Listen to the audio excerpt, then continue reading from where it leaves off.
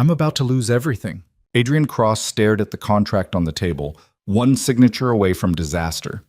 The translator smiled. The lawyers nodded.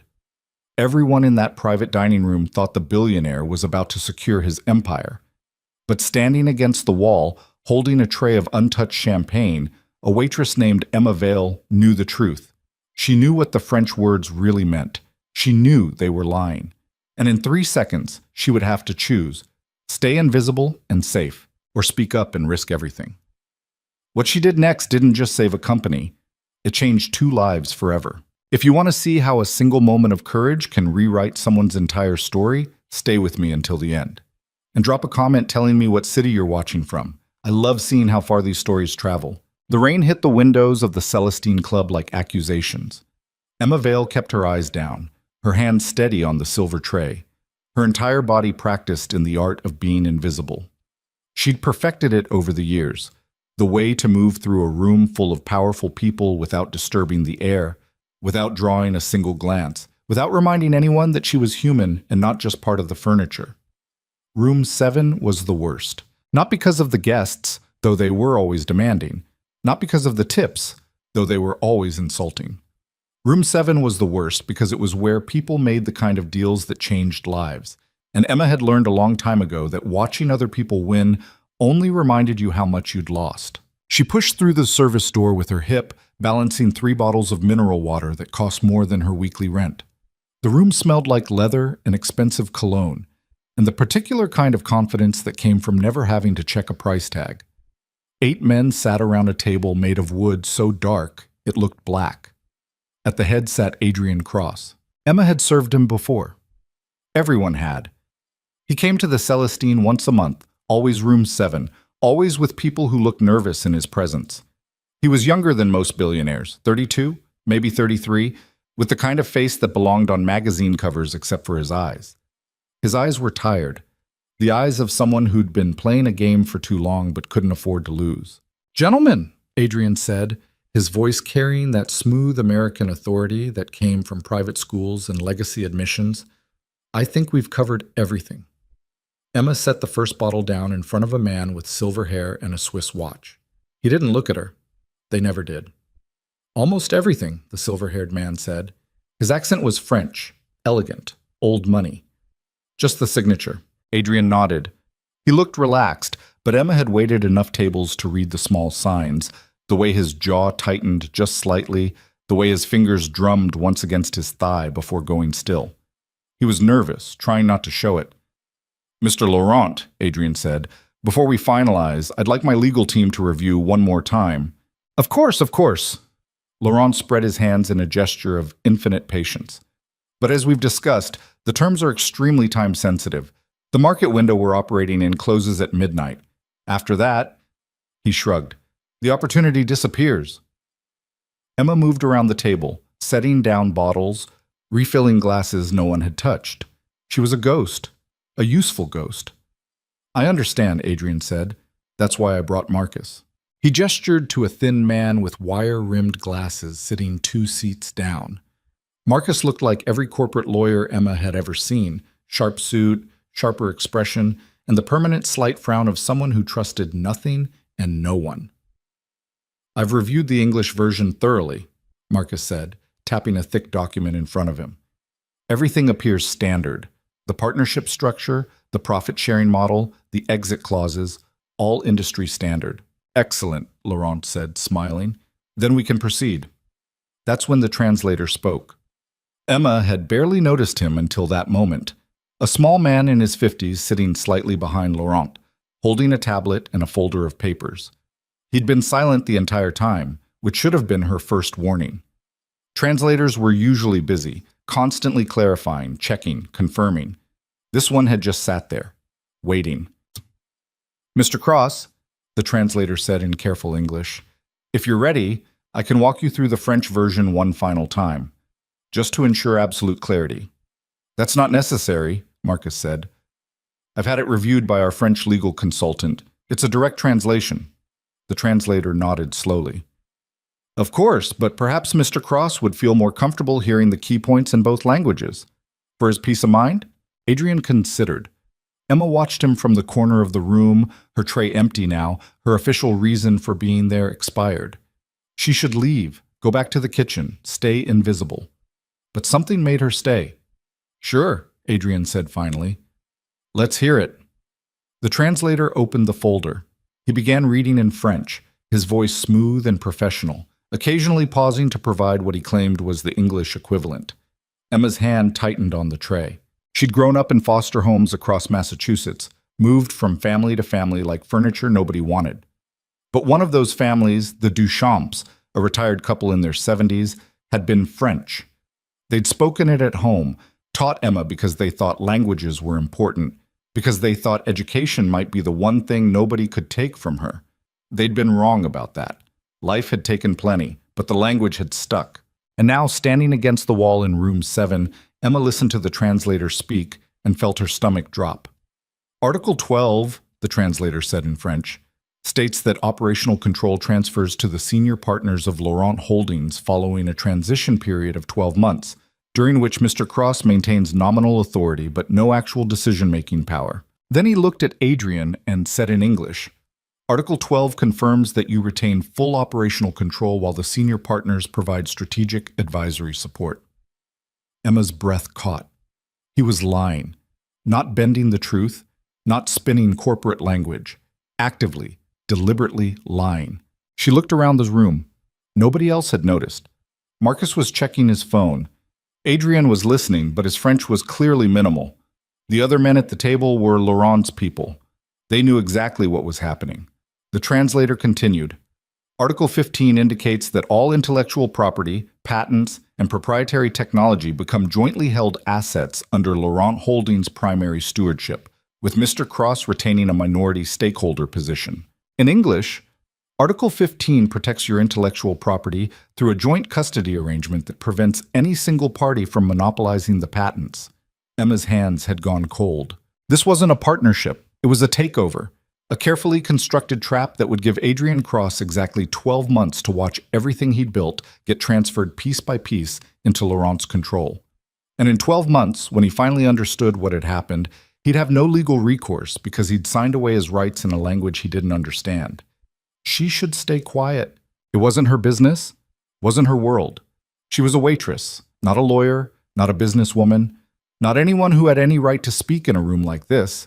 But the Duchamps had taught her something else too. They'd taught her that silence was how bad people won.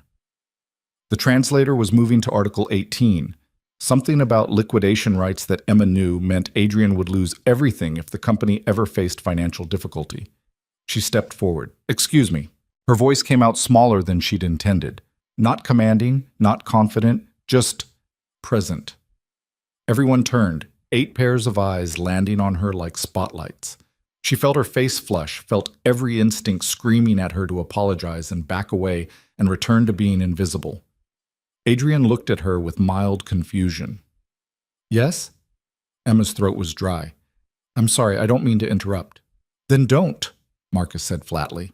Laurent was watching her with the expression of someone who'd just noticed an insect on his dinner plate, mildly annoyed, wondering who was responsible for the lapse in quality control. Emma looked at Adrian, only at Adrian. "If you sign that contract," she said, "you're giving away your entire company." The room went very still. Then Laurent laughed.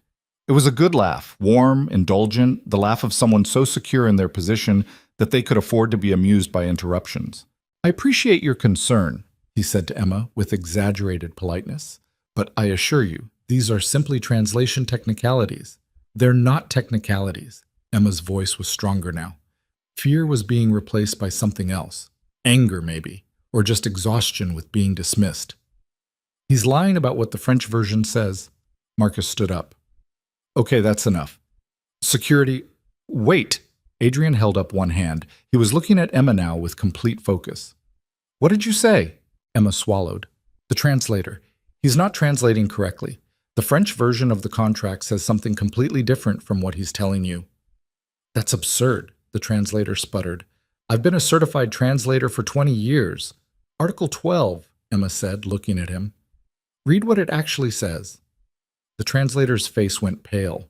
Adrian stood up slowly. He was tall, Emma hadn't noticed before because he'd been sitting the whole time, tall and suddenly very present in a way that made the entire room shift its weight. "You speak French," Adrian said to Emma, not a question. "Yes." "How well?" "Fluently." Laurent was no longer smiling. "Mr. Cross, this is highly irregular. You can't seriously be suggesting that we halt a multi-million-dollar negotiation because a waitress—" "That's exactly what I'm suggesting." Adrian's voice hadn't gotten louder, but somehow it filled the entire room. "Marcus, get our French legal consultant on the phone. Now. I want every single article of this contract read out loud in both languages and verified independently." "Adrian, the market window," Laurent started. "Fuck the market window." Adrian didn't look at him. He was still looking at Emma. "If this contract is what you say it is, then there is no deal. And if you're wrong—" He paused. "Why would you risk saying something like this if you're wrong?" Emma didn't have a good answer for that. She'd spent 30 years learning to stay quiet, stay small, stay safe. Nothing about this was safe. She stopped, started again. "I heard what he said, in both languages. They don't match." Adrian nodded once, then he turned to Marcus. "Make the call." The next 40 minutes were the longest of Emma's life.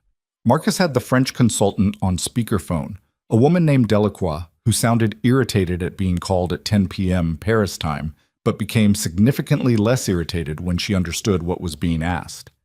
Article by article, the translator was forced to read the French version while Delacroix provided the real English translation.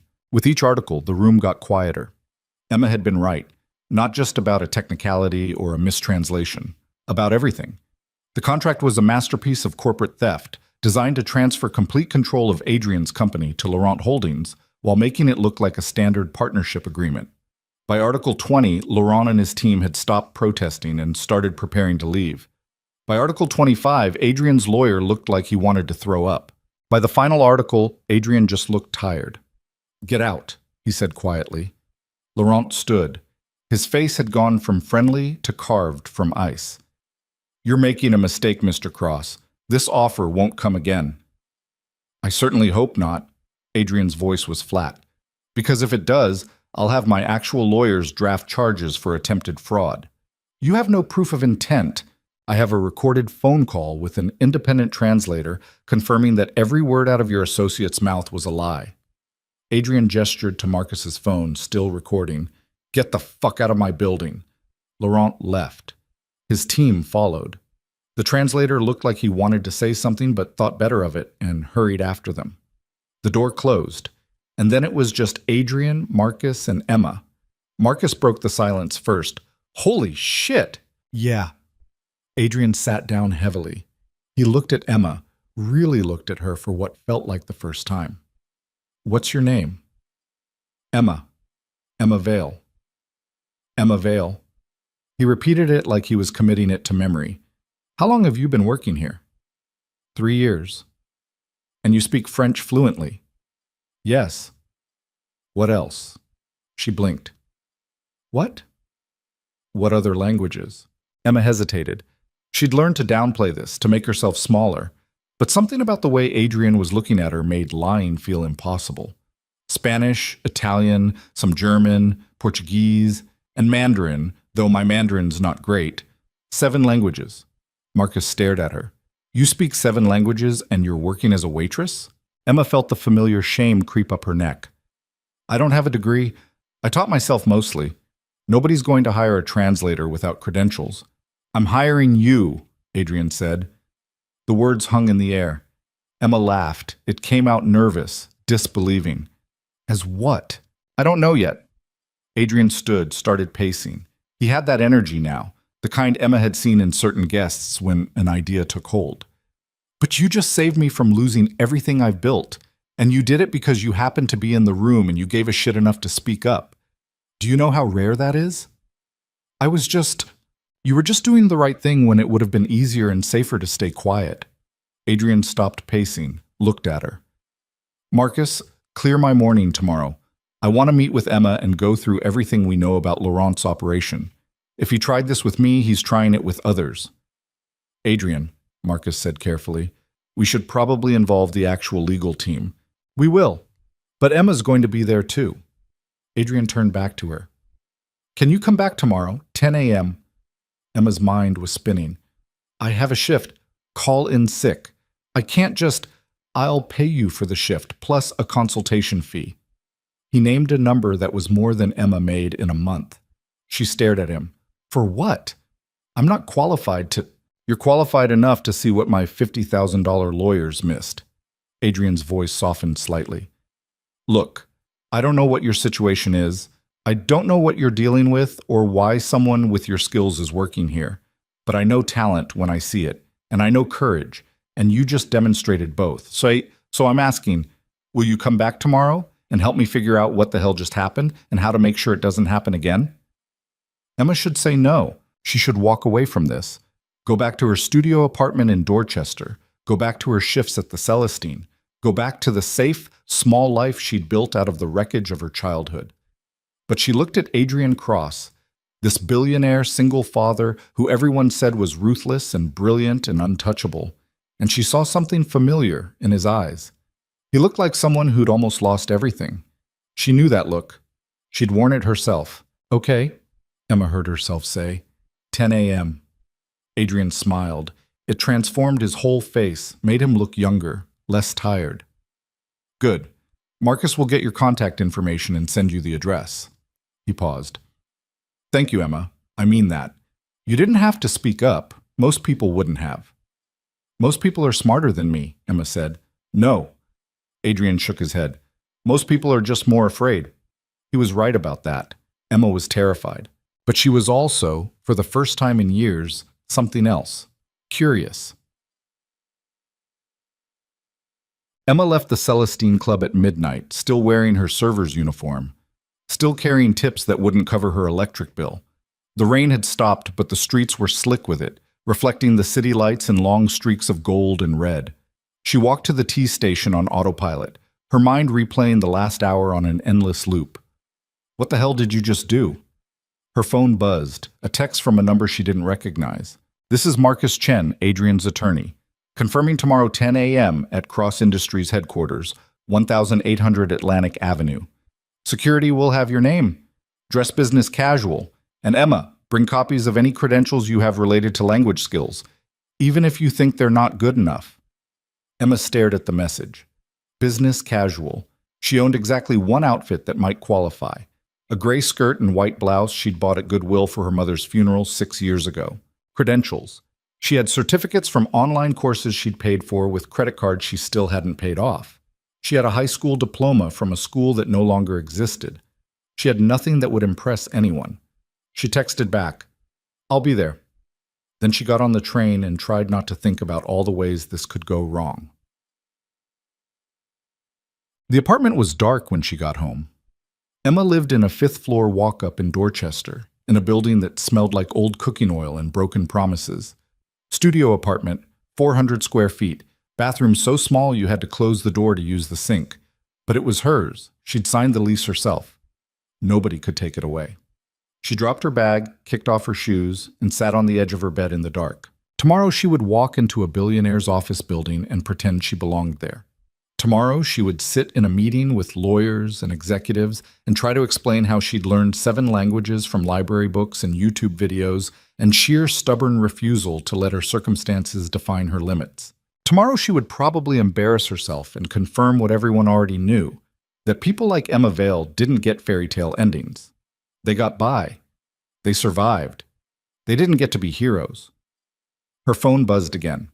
Another text, this time from a different number. This is Adrian. Marcus gave me your number. Hope that's okay. Just wanted to say again, thank you. Not just for tonight, for giving a damn. That matters more than you know. See you tomorrow. Emma read the message 3 times. Then she set her phone down and did something she hadn't done in years. She let herself hope. Sleep didn't come easily. Emma lay in the dark, watching the headlights from Atlantic Avenue paint patterns on her ceiling, thinking about all the ways tomorrow could destroy her. She thought about the foster homes. 15 of them before she aged out at 18. 15 different families who'd looked at her and seen either a paycheck or a problem, never a person. She'd learned languages because they were free, Libraries didn't care if you had a permanent address or a family that wanted you. Books didn't judge. She thought about the Duchamps, the French couple who'd kept her for 2 years, longer than anyone else. They'd been old, too old to really take care of a teenage girl with trust issues and anger problems, but they'd tried. They'd taught her French and cooking and how to set a table properly. They died within 6 months of each other when Emma was 17, and she'd been moved to another home before their funerals. She thought about all the jobs she'd worked: retail, food service, cleaning offices at night, always invisible, always replaceable, always knowing that one mistake, one sick day, one moment of being too visible would mean losing everything. And she thought about Adrian Cross. He'd looked at her like she was real, not a waitress, not a foster kid, not a charity case or a problem to solve. Just real. That scared her more than anything. Short. Morning came too fast. Emma was up at 6, showering in the cramped bathroom, trying to make her hair look professional instead of just clean. The gray skirt still fit. The blouse was wrinkled, but a hot iron, borrowed from her neighbor Mrs. Chen, fixed that mostly. She looked at herself in the mirror, 30 years old, no family, no degree, no real career, just a collection of survival skills and languages that had never gotten her anywhere until last night. You can still back out. Call Marcus. Say you're sick. Go back to the Celestine and pretend none of this happened. But even as she thought it, Emma knew she wouldn't. She'd spent her whole life being invisible by choice, by necessity, by fear. And last night, for 3 minutes, she'd been visible. She'd been seen, and somehow, impossibly, she'd mattered. She wasn't ready to give that up yet. The T was crowded with morning commuters. Emma stood pressed against the door, watching Boston slide past through the scratched windows. Dorchester to South Station to Atlantic Avenue.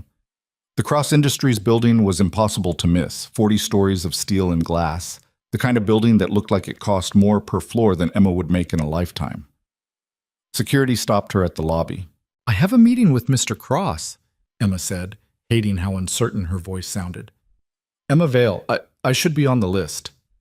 The guard checked his computer, looked up at her, looked back at the computer. "10th floor," he said finally, handing her a visitor badge. "Elevators are straight back." The badge felt heavy in her hand. Emma Vale? Guessed. She made it to the elevator, pressed 10, watched the numbers climb. Her reflection in the polished doors looked terrified. Business casual. Credentials. Meeting at 10. The doors opened. Marcus was waiting in the lobby, still wearing wire-rimmed glasses, still looking like he trusted nothing. But when he saw Emma, his expression shifted to something almost like relief. "You came," he said. "Was there a bet I wouldn't?" A small smile. "Adrian's office betting pool had you at 60-40 in favor of ghosting. I took the minority position." "Good bet. We'll see." Marcus gestured down a hallway lined with glass-walled conference rooms. "Adrian's running a few minutes late. Emergency with his daughter's school. But the legal team is already here. They want to talk to you about last night." Emma's stomach flipped. "The legal team?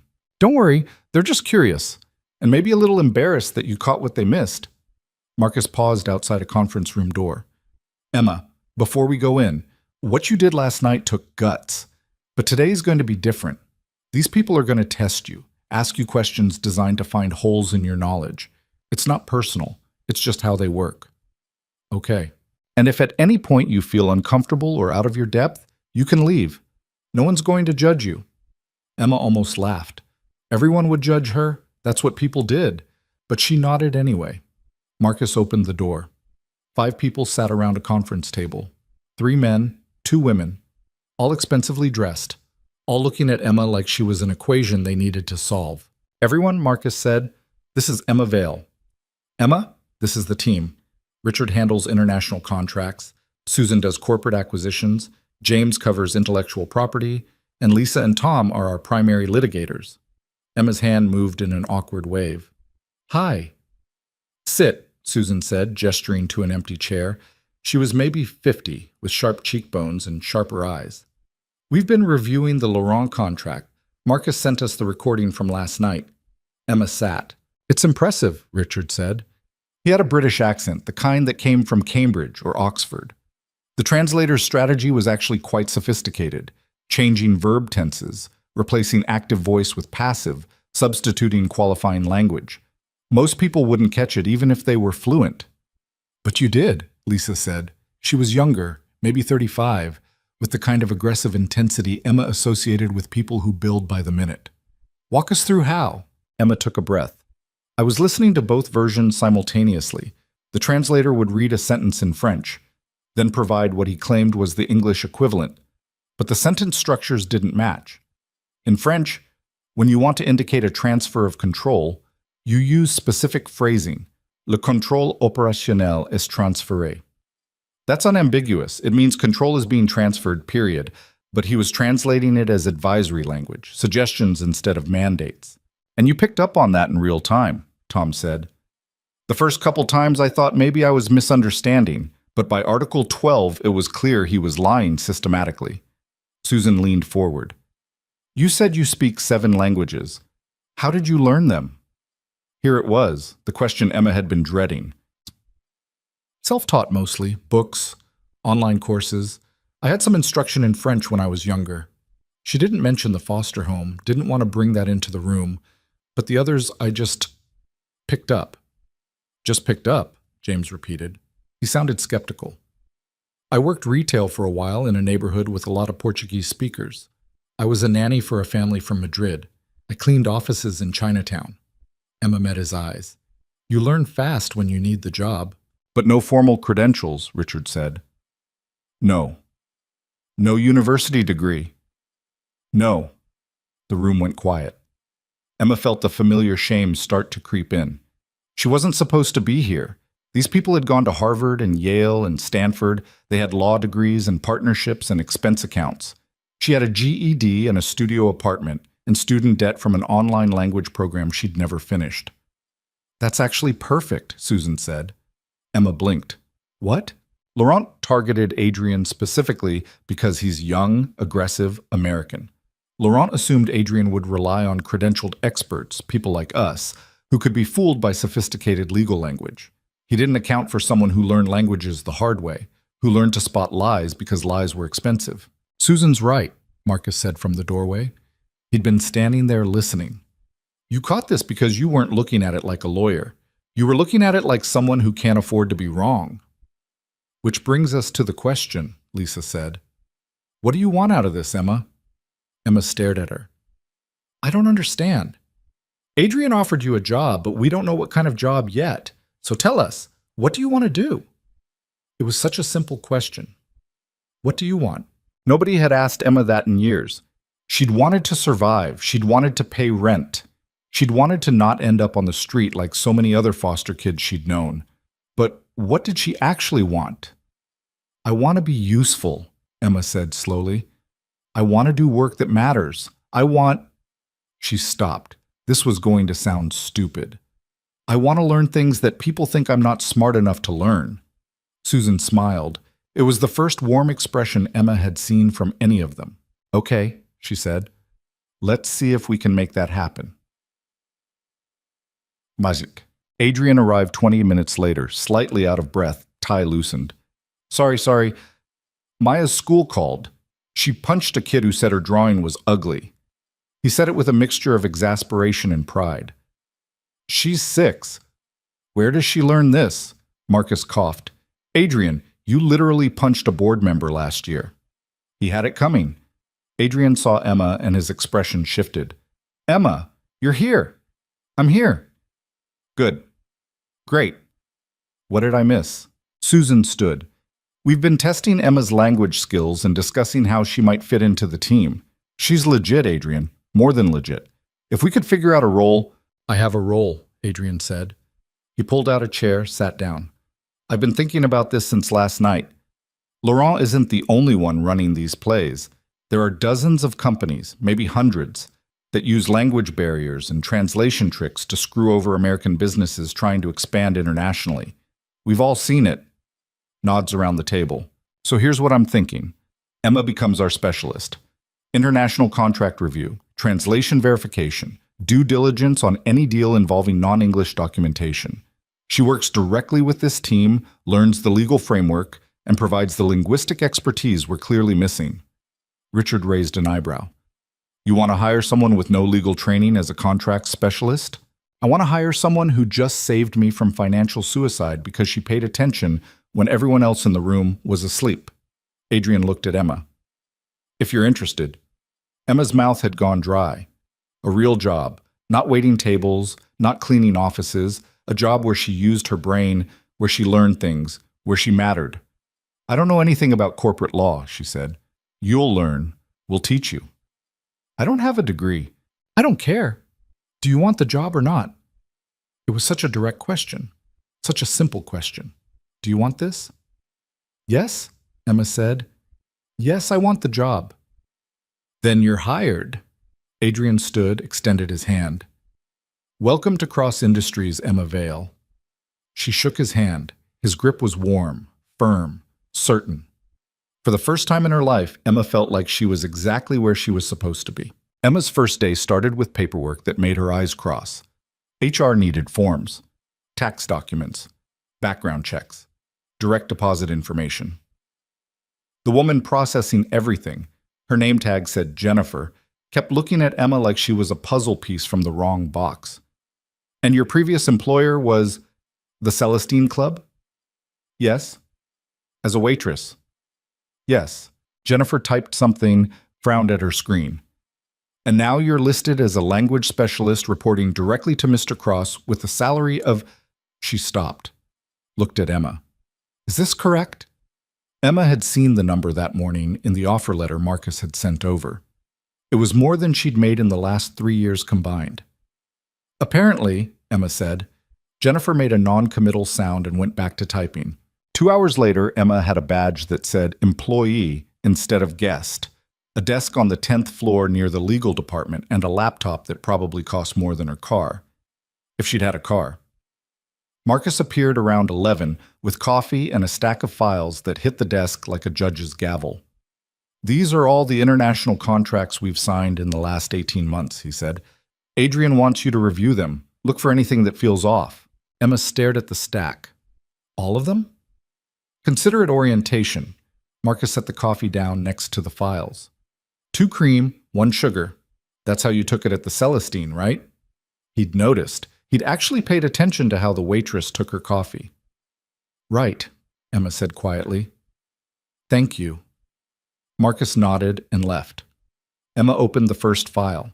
3 hours later, her head was pounding, and she'd found 2 contracts with suspicious translation discrepancies. Nothing as blatant as Laurent's trap, but enough to make her highlight sections and add notes in the margins. She was so focused she didn't hear Adrian approach until he spoke. Finding anything interesting? Emma jumped, nearly spilling coffee on a document that probably represented someone's entire business. Adrian leaned against her desk, arms crossed, looking more relaxed than he had in the conference room. He'd lost the tie completely and rolled up his sleeves. There was a small smudge of what looked like marker on his left hand. Sorry, he said. Didn't mean to sneak up on you. It's fine. I was just... Emma gestured at the files. Marcus said you wanted these reviewed. I did, but I didn't expect you to actually start today. Most people take at least a week to get settled. I don't really know how to get settled. Adrian smiled. Fair enough. Find anything? Emma showed him the 2 contracts, explained the issues. One involved a Japanese manufacturing agreement where the timeline commitments didn't match between versions. Another was a German partnership where the profit-sharing language was deliberately vague in ways that favored the other party. Adrian listened without interrupting. When she finished, he was quiet for a moment. These deals are already signed, he said finally, already in motion. I know, I'm sorry, I should have started with the pending ones. No. This is good. This is exactly what I needed to see. Adrian pulled up a chair, sat down next to her desk like they were colleagues instead of billionaire and brand new employee who still wasn't entirely sure this wasn't an elaborate prank. The Japanese deal has been underperforming for 6 months. We couldn't figure out why. And the German partnership is already heading toward litigation because they keep claiming we're not meeting our obligations. The obligations that aren't actually spelled out in the English version, Emma said. Right. Adrian ran a hand through his hair. How did we miss this? Emma didn't answer. The question was rhetorical anyway. They'd missed it because nobody had been looking, because everyone had assumed that expensive lawyers and professional translators meant the contracts were safe. "Can I ask you something?" Adrian said. "Sure. Why didn't you ever pursue this professionally before? Translation work, I mean.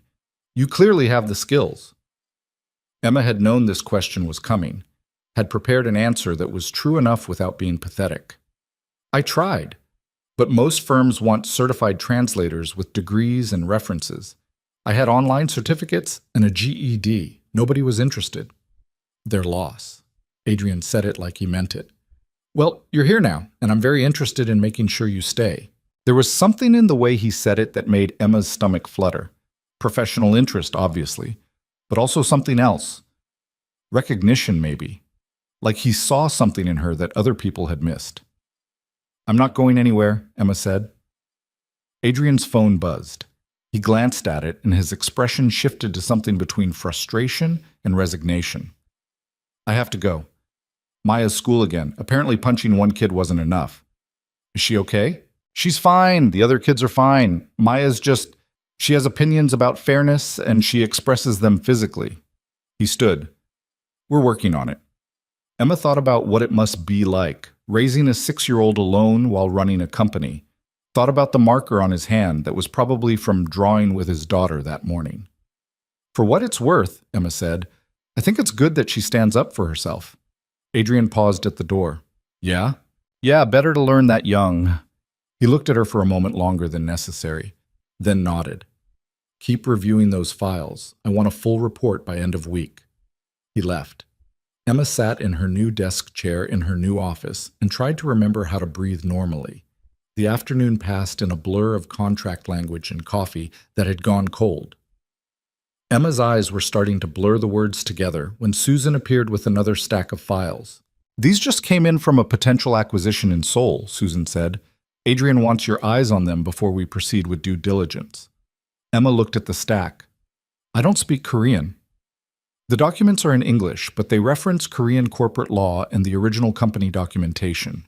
I need you to verify that the English summaries match what the Korean law actually says." "I don't know Korean corporate law." Susan smiled. "Then I guess you're about to learn. There's a legal database login in your welcome email. Start there." She left before Emma could protest. Emma opened the database, started reading about Korean corporate governance structures. By 6 p.m., she had a working understanding of chaebol regulations and was cross-referencing the acquisition documents against publicly available Korean financial filings. By 8 p.m., she'd found 3 inconsistencies. By 9 p.m., she'd drafted an email to Susan outlining the problems. She hit send and leaned back in her chair, suddenly aware that the office had gone quiet. She was alone on the entire floor. Her phone buzzed, a text from an unknown number. Still at the office? Emma frowned, then realized. Adrian must have gotten her number from HR.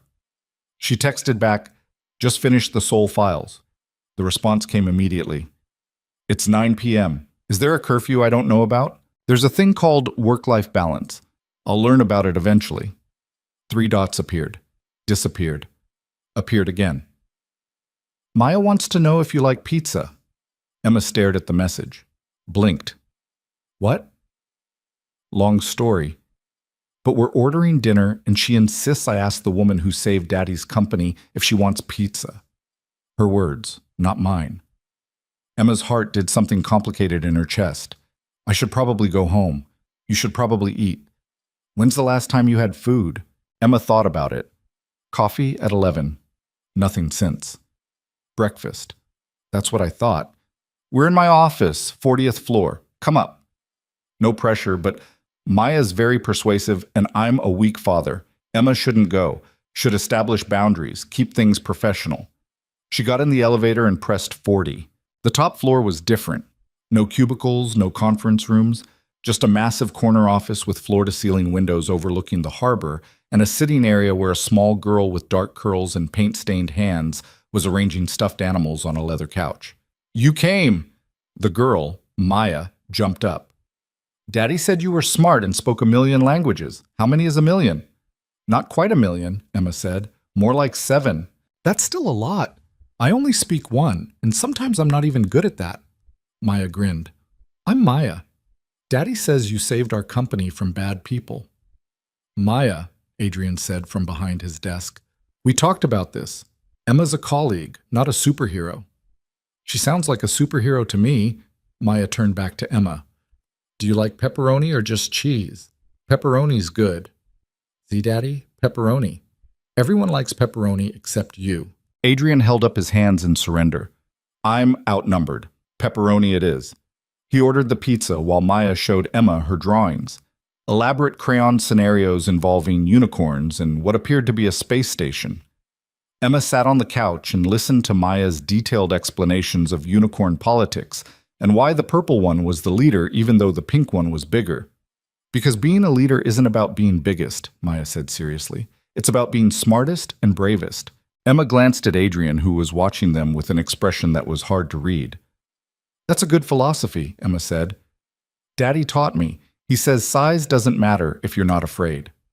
Maya paused. Were you afraid when you told those bad people they were lying? Maya, Adrian said gently. It's okay, Emma said. She looked at Maya. Yes, I was very afraid. But you did it anyway? Yes. Maya nodded like this confirmed something important. That's what bravery is. Daddy says bravery is being scared, but doing the thing anyway because it's right. Your daddy's correct. The pizza arrived. They ate it sitting on the couch with Maya between them, grease staining the napkins and Maya's face, the city lights spreading out below them like scattered diamonds. So, Adrian said, reaching for another slice, you found problems with the soul acquisition. I sent Susan an email. I saw. She forwarded it to me. He studied her. How did you learn Korean corporate law in one afternoon? I didn't learn it. I just learned enough to spot the inconsistencies. That's a skill. That's survival instinct, Emma said without thinking. Maya looked up at her. What does that mean? Emma hesitated, but something about this little girl's direct gaze made lying feel impossible. It means when you grow up not having very much, you learn to figure things out fast, Emma said. You learn to read situations and see problems before they become dangerous. Were things dangerous when you grew up? Maya, Adrian said, his voice carrying a warning. But Emma shook her head. Sometimes, but I'm okay now. Maya seemed satisfied with this. She went back to her pizza, swinging her legs off the side of the couch. Adrian looked at Emma over his daughter's head. Something passed between them. Understanding, maybe. Recognition of shared damage. I grew up with everything, Adrian said quietly. Money, education, opportunities. And I almost lost everything because I didn't see a trap that was right in front of me. You grew up with nothing and saved me because you knew what traps looked like. Different kinds of education, Emma said. Yeah. Adrian smiled. Yeah, exactly. Maya finished her pizza and announced she was going to draw more unicorns. She settled on the floor with a fresh piece of paper, leaving Emma and Adrian alone on the couch. Thank you for coming up, Adrian said. You didn't have to. I was hungry. You were being nice. There's a difference. He set his plate down. Can I tell you something? Emma nodded. I'm not good at this. The personal stuff. After Maya's mom left, I kind of shut down that part of myself. Focused on work, focused on Maya, kept everything else at a distance. He paused. But you showed up in my life 2 days ago, and already I feel like I can talk to you in a way I haven't talked to anyone in years. That's either a sign I should get a therapist or that you're someone worth knowing. Emma's throat felt tight. Probably both. Adrian laughed. Probably. They sat in comfortable silence, watching Maya draw. Emma tried to remember the last time she'd felt this settled, this present, in a moment. Couldn't. Can I ask you something? Emma said. Always. Why did you really hire me? And don't say it's just about the languages. Adrian considered the question. You want the honest answer? Please? Because when you spoke up in that room, you had everything to lose and nothing to gain. You could have stayed quiet, kept your job, stayed safe. But you saw something wrong and you couldn't stay silent even though it terrified you. He looked at her. That's the kind of person I want in my company, the kind of person I want in my life. Emma's heart was doing that complicated thing again. I'm not that brave, she said. I was just You are that brave. You just don't see it yet. Adrian shifted closer. Not inappropriately close, but close enough that Emma could smell his cologne, see the flecks of gold in his brown eyes. I'm going to tell you something, and I need you to actually hear it, okay? Okay. You matter. Not because of what you did for me. Not because of what you can do for the company. You matter because you're smart and honest and you see things other people miss. And I know the world has probably spent your whole life telling you otherwise, but the world is wrong. Emma felt tears prick her eyes. She blinked them back. I don't know how to do this, she whispered. Do what? Be the person you think I am. You already are that person. You just need to believe it. Adrian reached over, squeezed her hand once. Brief, warm, gone. And I'll keep reminding you until you do. Maya looked up from her drawing. Daddy, are you being mushy again? I'm being honest, sweetness. That's what you always say when you're being mushy. Maya rolled her eyes with the dramatic flair of a 6-year-old. Emma, do you have a boyfriend? Maya! Adrian's face went red. Emma laughed despite herself. No boyfriend.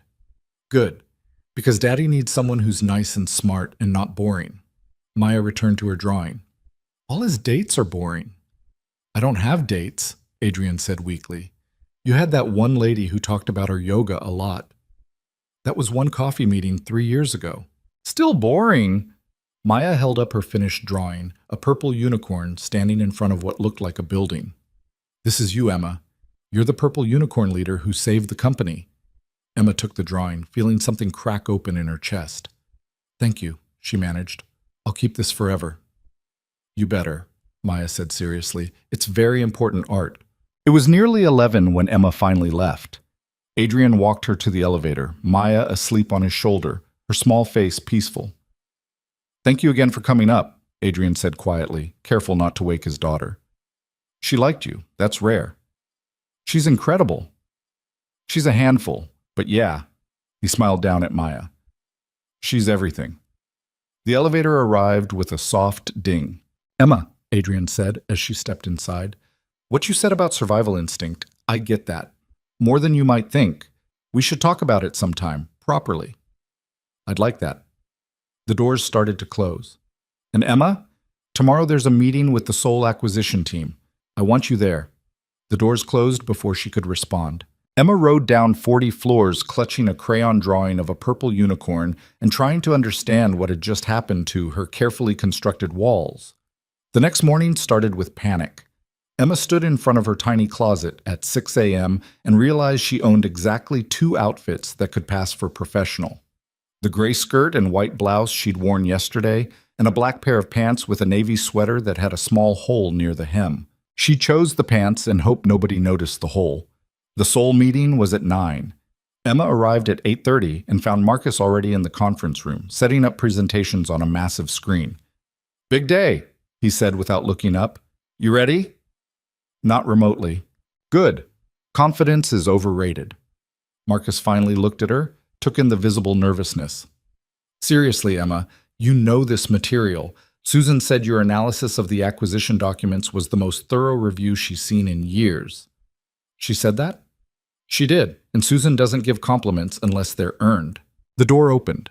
Susan entered with Richard and James, followed by 3 people Emma didn't recognize, 2 men and a woman, all expensively dressed, all carrying the kind of sleek briefcases that probably cost more than Emma's rent.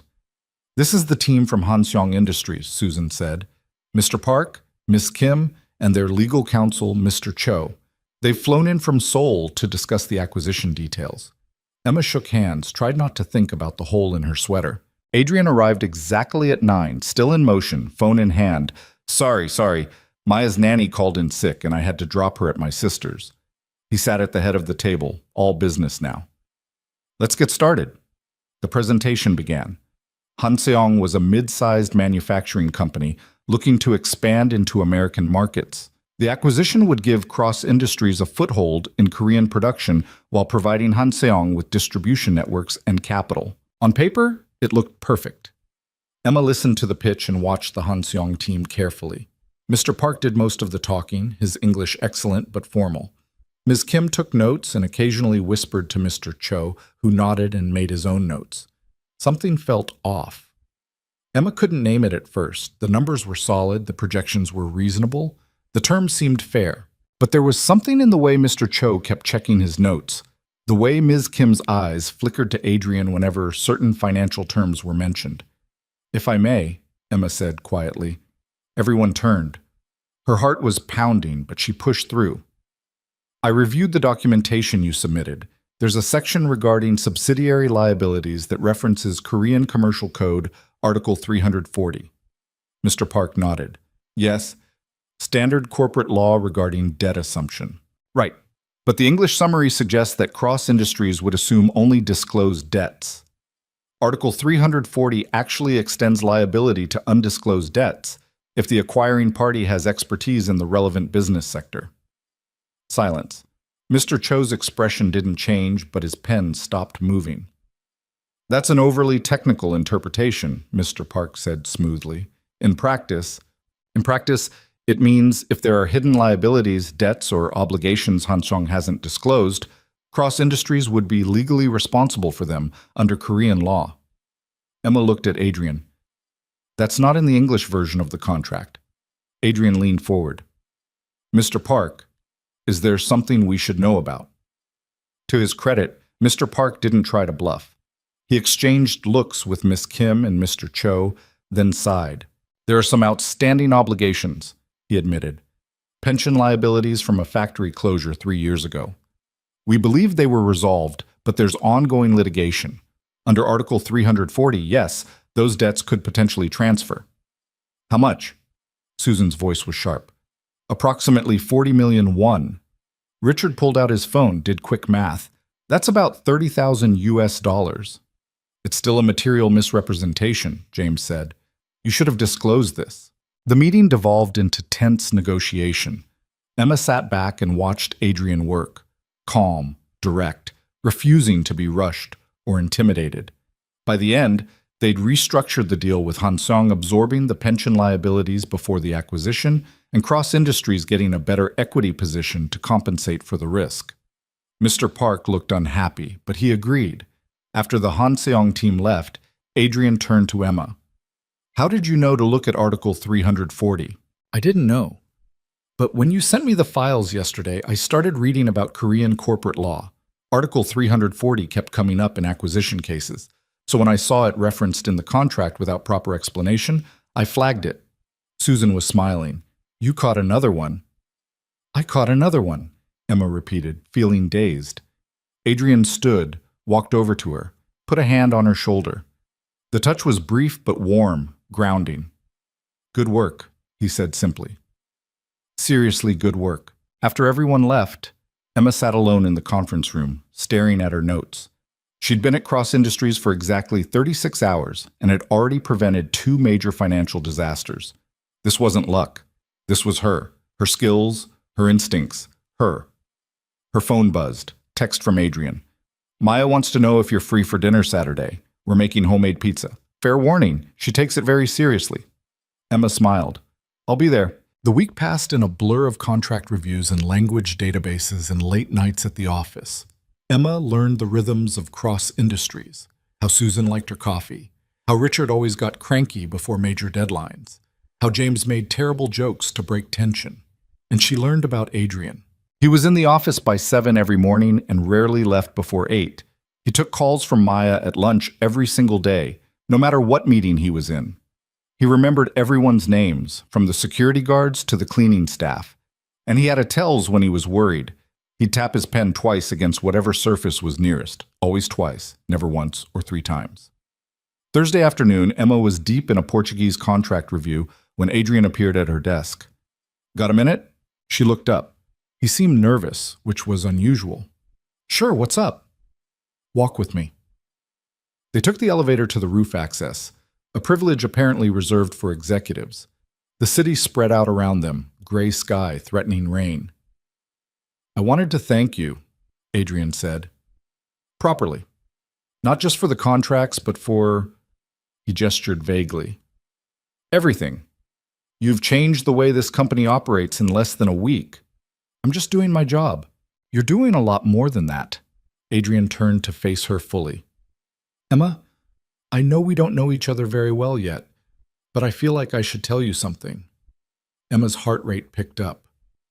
When Maya's mom left, Adrian continued, she told me I was too intense, too focused on work, that I didn't know how to let people in. He laughed without humor. She wasn't wrong. After she left, I just closed off. Figured it was easier, safer for Maya and safer for me. Adrian, let me finish. He took a breath. The point is, I built walls, good walls, effective walls.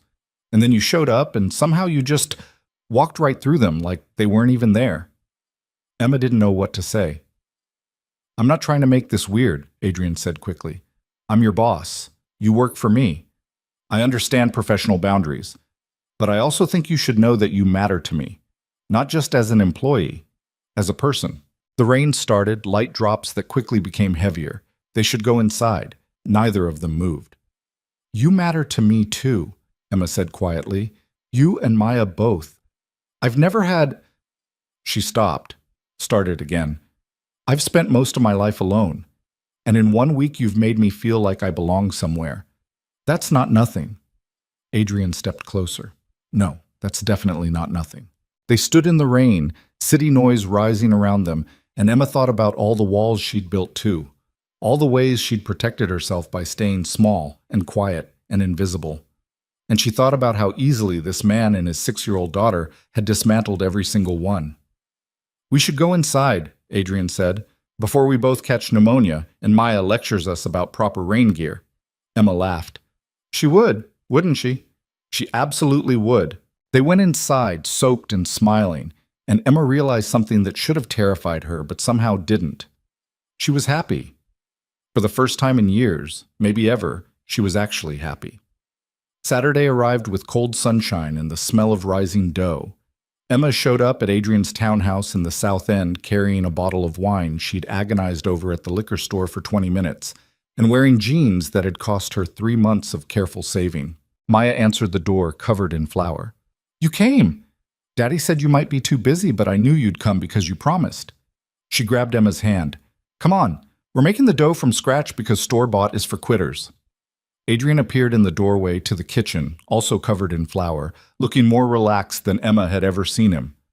She's very passionate about pizza, he said. I'm passionate about doing things right, Maya corrected. There's a difference. The afternoon dissolved into flour clouds and sauce debates, and Maya's firm conviction that pineapple was an acceptable topping despite her father's protests. Emma found herself laughing more than she had in years, comfortable in this warm kitchen with these people who'd somehow become important to her.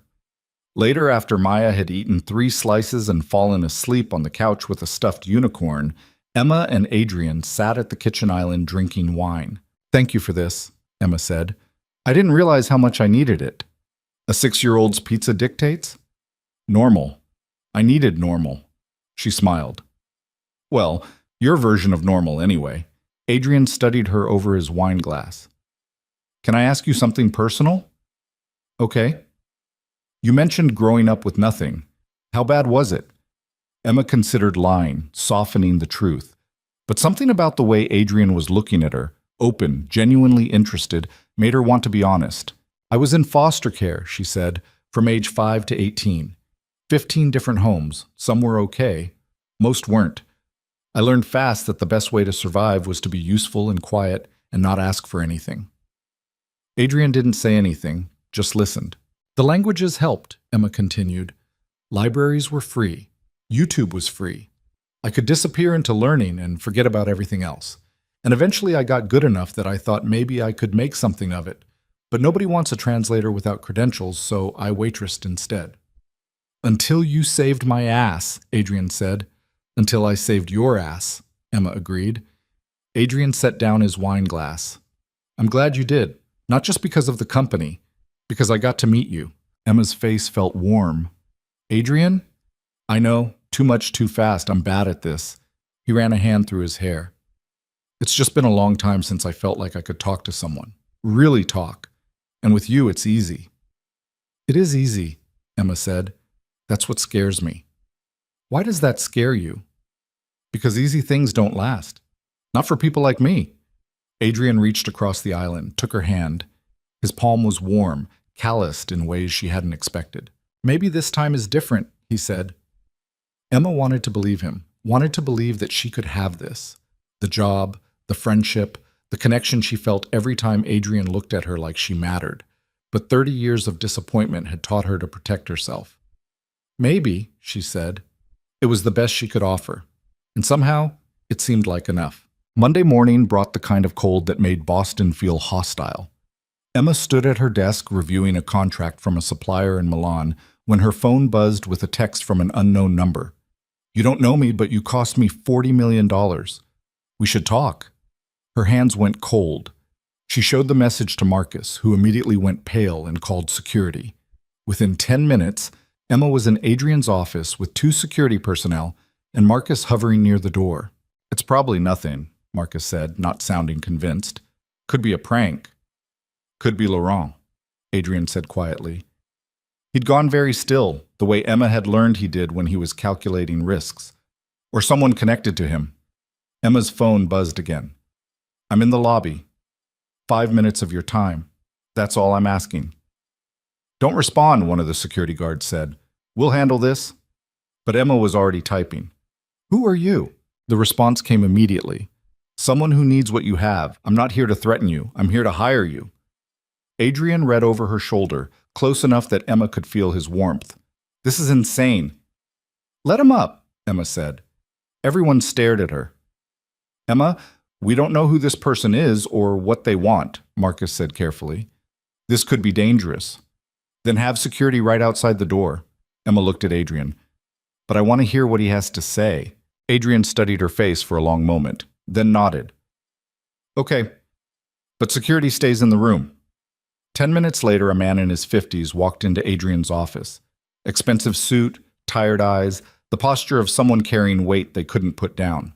He looked at Emma, and something like relief crossed his face. "Ms. Vale, thank you for seeing me." He extended his hand. "Michael Reeves, I'm the CFO of Thornton Medical Technologies." Emma didn't shake his hand. "You said I cost you $40 million. "You did. 3 weeks ago, my CEO was about to sign a manufacturing agreement with a Chinese firm. Would have been the biggest deal in our company's history. And then someone forwarded him an article about what happened with Adrian Cross and Laurent Holdings." Reeves smiled without humor. "My CEO got paranoid. Hired an independent translator to review our Chinese contracts. Found out we were about to get screwed exactly the way Cross almost did." Adrian leaned against his desk, arms crossed. "So you're here because Emma Vale is apparently the only person in Boston who can spot these traps. And I need her to review every international contract Thornton has signed in the last 5 years." Reeves looked at Emma. "I'll pay whatever Cross is paying you plus 50%. And I'll hire you as a full-time consultant, not an employee. You'd have complete autonomy." The room went quiet. Emma felt Adrian's eyes on her, but didn't look at him. "Mr. Reeves," she said slowly, "I appreciate the offer, but I'm not interested." Reeves blinked. "You haven't heard my full proposal. I don't need to. I have a job. I'm happy here. I'm offering you nearly double your current salary, and I'm still not interested." Emma's voice was firm now. "If Thornton needs contract review, there are dozens of qualified firms in Boston. I'm sure Marcus can recommend several." Reeves looked between Emma and Adrian, clearly trying to understand what he was missing. "Is this a negotiation tactic? Because I can go higher." "It's not a tactic," Adrian said quietly. Emma said no. "That's your answer." Reeves stood there for another moment, then sighed. "Okay, I respect that." He pulled out a business card, set it on Adrian's desk. "But if you change your mind, the offer stands. We need people like you, Ms. Vale. People who actually give a damn." He left. Security followed him out, leaving Emma alone with Adrian and Marcus. "That was interesting," Marcus said finally. "That was stupid," Emma said. She felt shaky, adrenaline fading. "I should have at least heard his full offer." "Why?" Adrian was watching her carefully. "Did you want to hear it?" "No, but I probably should have been smart about it. Gathered information, used it as leverage." "Is that what you wanted to do?" Emma met his eyes. "No." "Then you did exactly the right thing." Adrian pushed off from the desk. "Marcus, can you give us a minute?" Marcus left without argument. Adrian walked to the windows overlooking the harbor. Emma stayed where she was, trying to sort through the mess of emotions Reeves's visit had stirred up. You could have taken that job, Adrian said without turning around. Probably should have. It was a good offer. I know. So why didn't you? Emma thought about all the easy answers. Professional loyalty, commitment to cross industries, not wanting to job hop so quickly. All true. None of them the real reason. Because for the first time in my life, I feel like I'm where I'm supposed to be, she said quietly. And I'm not ready to give that up for money. Adrian turned. His expression was complicated, pleased and worried and something else Emma couldn't name. Emma, I know it's stupid, she continued. I know I should be practical, build my career, take opportunities when they come, but I don't want to leave. It's not stupid. Adrian crossed the distance between them, stopped close enough that Emma had to tilt her head back to meet his eyes. But I need you to understand something. That offer from Reeves? That's not going to be the last one. Word's getting out about what you can do. Companies are going to come looking for you. Let them. And eventually someone's going to make an offer you can't refuse. You don't know that. I do know that. Adrian's voice was gentle. Because you're that good, Emma. You're that valuable. And sooner or later, you're going to realize it too. Emma felt something crack in her chest. Are you trying to get rid of me? No. I'm trying to be honest with you. He reached up, tucked a strand of hair behind her ear. The gesture was so casual, so intimate, that Emma forgot how to breathe. I don't want you to leave, but I also don't want you to stay just because you're afraid of change. You deserve better than that. What if I'm staying because I want to? Then I'll do everything in my power to make sure you never regret it. They stood there in the morning light, close enough to touch, and Emma wondered when exactly her job had become so tangled up with her heart. The phone on Adrian's desk rang, shattering the moment. He answered it, listened, frowned. Put her through. Then to Emma. Maya's school, again. Emma stepped back, giving him space, but Adrian gestured for her to stay. Mrs. Patterson, what happened this time? He listened, and Emma watched his expression shift from concerned to resigned. No, I understand. Yes, I'll come get her. He hung up. Maya punched another kid. Oh, no. Oh, yes, apparently he said girls can't be astronauts. Adrian grabbed his jacket. I have to go. Can you? I'll handle the board meeting at 2, Emma said. Richard can present the quarterly review. You sure? Go be a dad. I've got this. Adrian paused at the door. Thank you for staying, for all of it. Stop thanking me for doing my job. I'm not thanking you for doing your job. He smiled. I'm thanking you for giving a damn. He left, and Emma stood in his empty office, wondering how she'd gotten here. 2 weeks ago, she'd been a waitress. Now she was turning down lucrative job offers and covering board meetings, and getting thanked by billionaires for giving a damn. Her phone buzzed. Text from Susan. Board meeting moved to 3. Richard's freaking out. Can you talk him down? Emma headed to Richard's office and found him surrounded by spreadsheets, looking like he was about to hyperventilate. The numbers don't make sense, he said without preamble. Q3 earnings are down 12%, but our actual revenue is up. Something's wrong with the international reporting. Emma looked at the spreadsheets. Saw the problem immediately. Currency conversion, she said. These figures are using last quarter's exchange rates. Euros dropped significantly since then. If you adjust for current rates, she pulled up a calculator, started running numbers. Richard watched over her shoulder, gradually relaxing as the discrepancies resolved into logical patterns. How did you spot that so fast? He asked. Because I grew up converting dollars to food stamps and food stamps to meals. You learn to pay attention to exchange rates when they determine whether you eat. Richard looked at her for a long moment.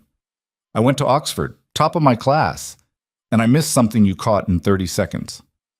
Different kinds of education, Emma said, echoing what Adrian had told her. Yeah, Richard smiled. Adrian was right about you. What did he say? That you see things the rest of us miss because you're looking at different questions. We're asking, is this correct? You're asking, where's the trap? Emma thought about that. It was true. She'd spent her whole life looking for traps because traps were everywhere when you had nothing. The board meeting went smoothly. Richard presented the corrected figures, and the board members nodded in approval. Emma sat in the back and took notes. invisible again by choice this time. After the meeting, Susan found her. You fixed Richard's numbers. I just pointed out the exchange rate issue. You saved us from looking incompetent in front of the board. Susan gestured to her office. Walk with me. Susan's office was neat, organized, intimidating, awards on the walls, diplomas from Stanford Law, photos of her shaking hands with people Emma vaguely recognized from news coverage. I wanted to talk to you about something, Susan said, closing the door. You've been here 2 weeks. In that time, you've prevented 3 major contract disasters, caught 2 accounting errors, and turned down a job offer that would have doubled your salary. That's an impressive track record. Thank you.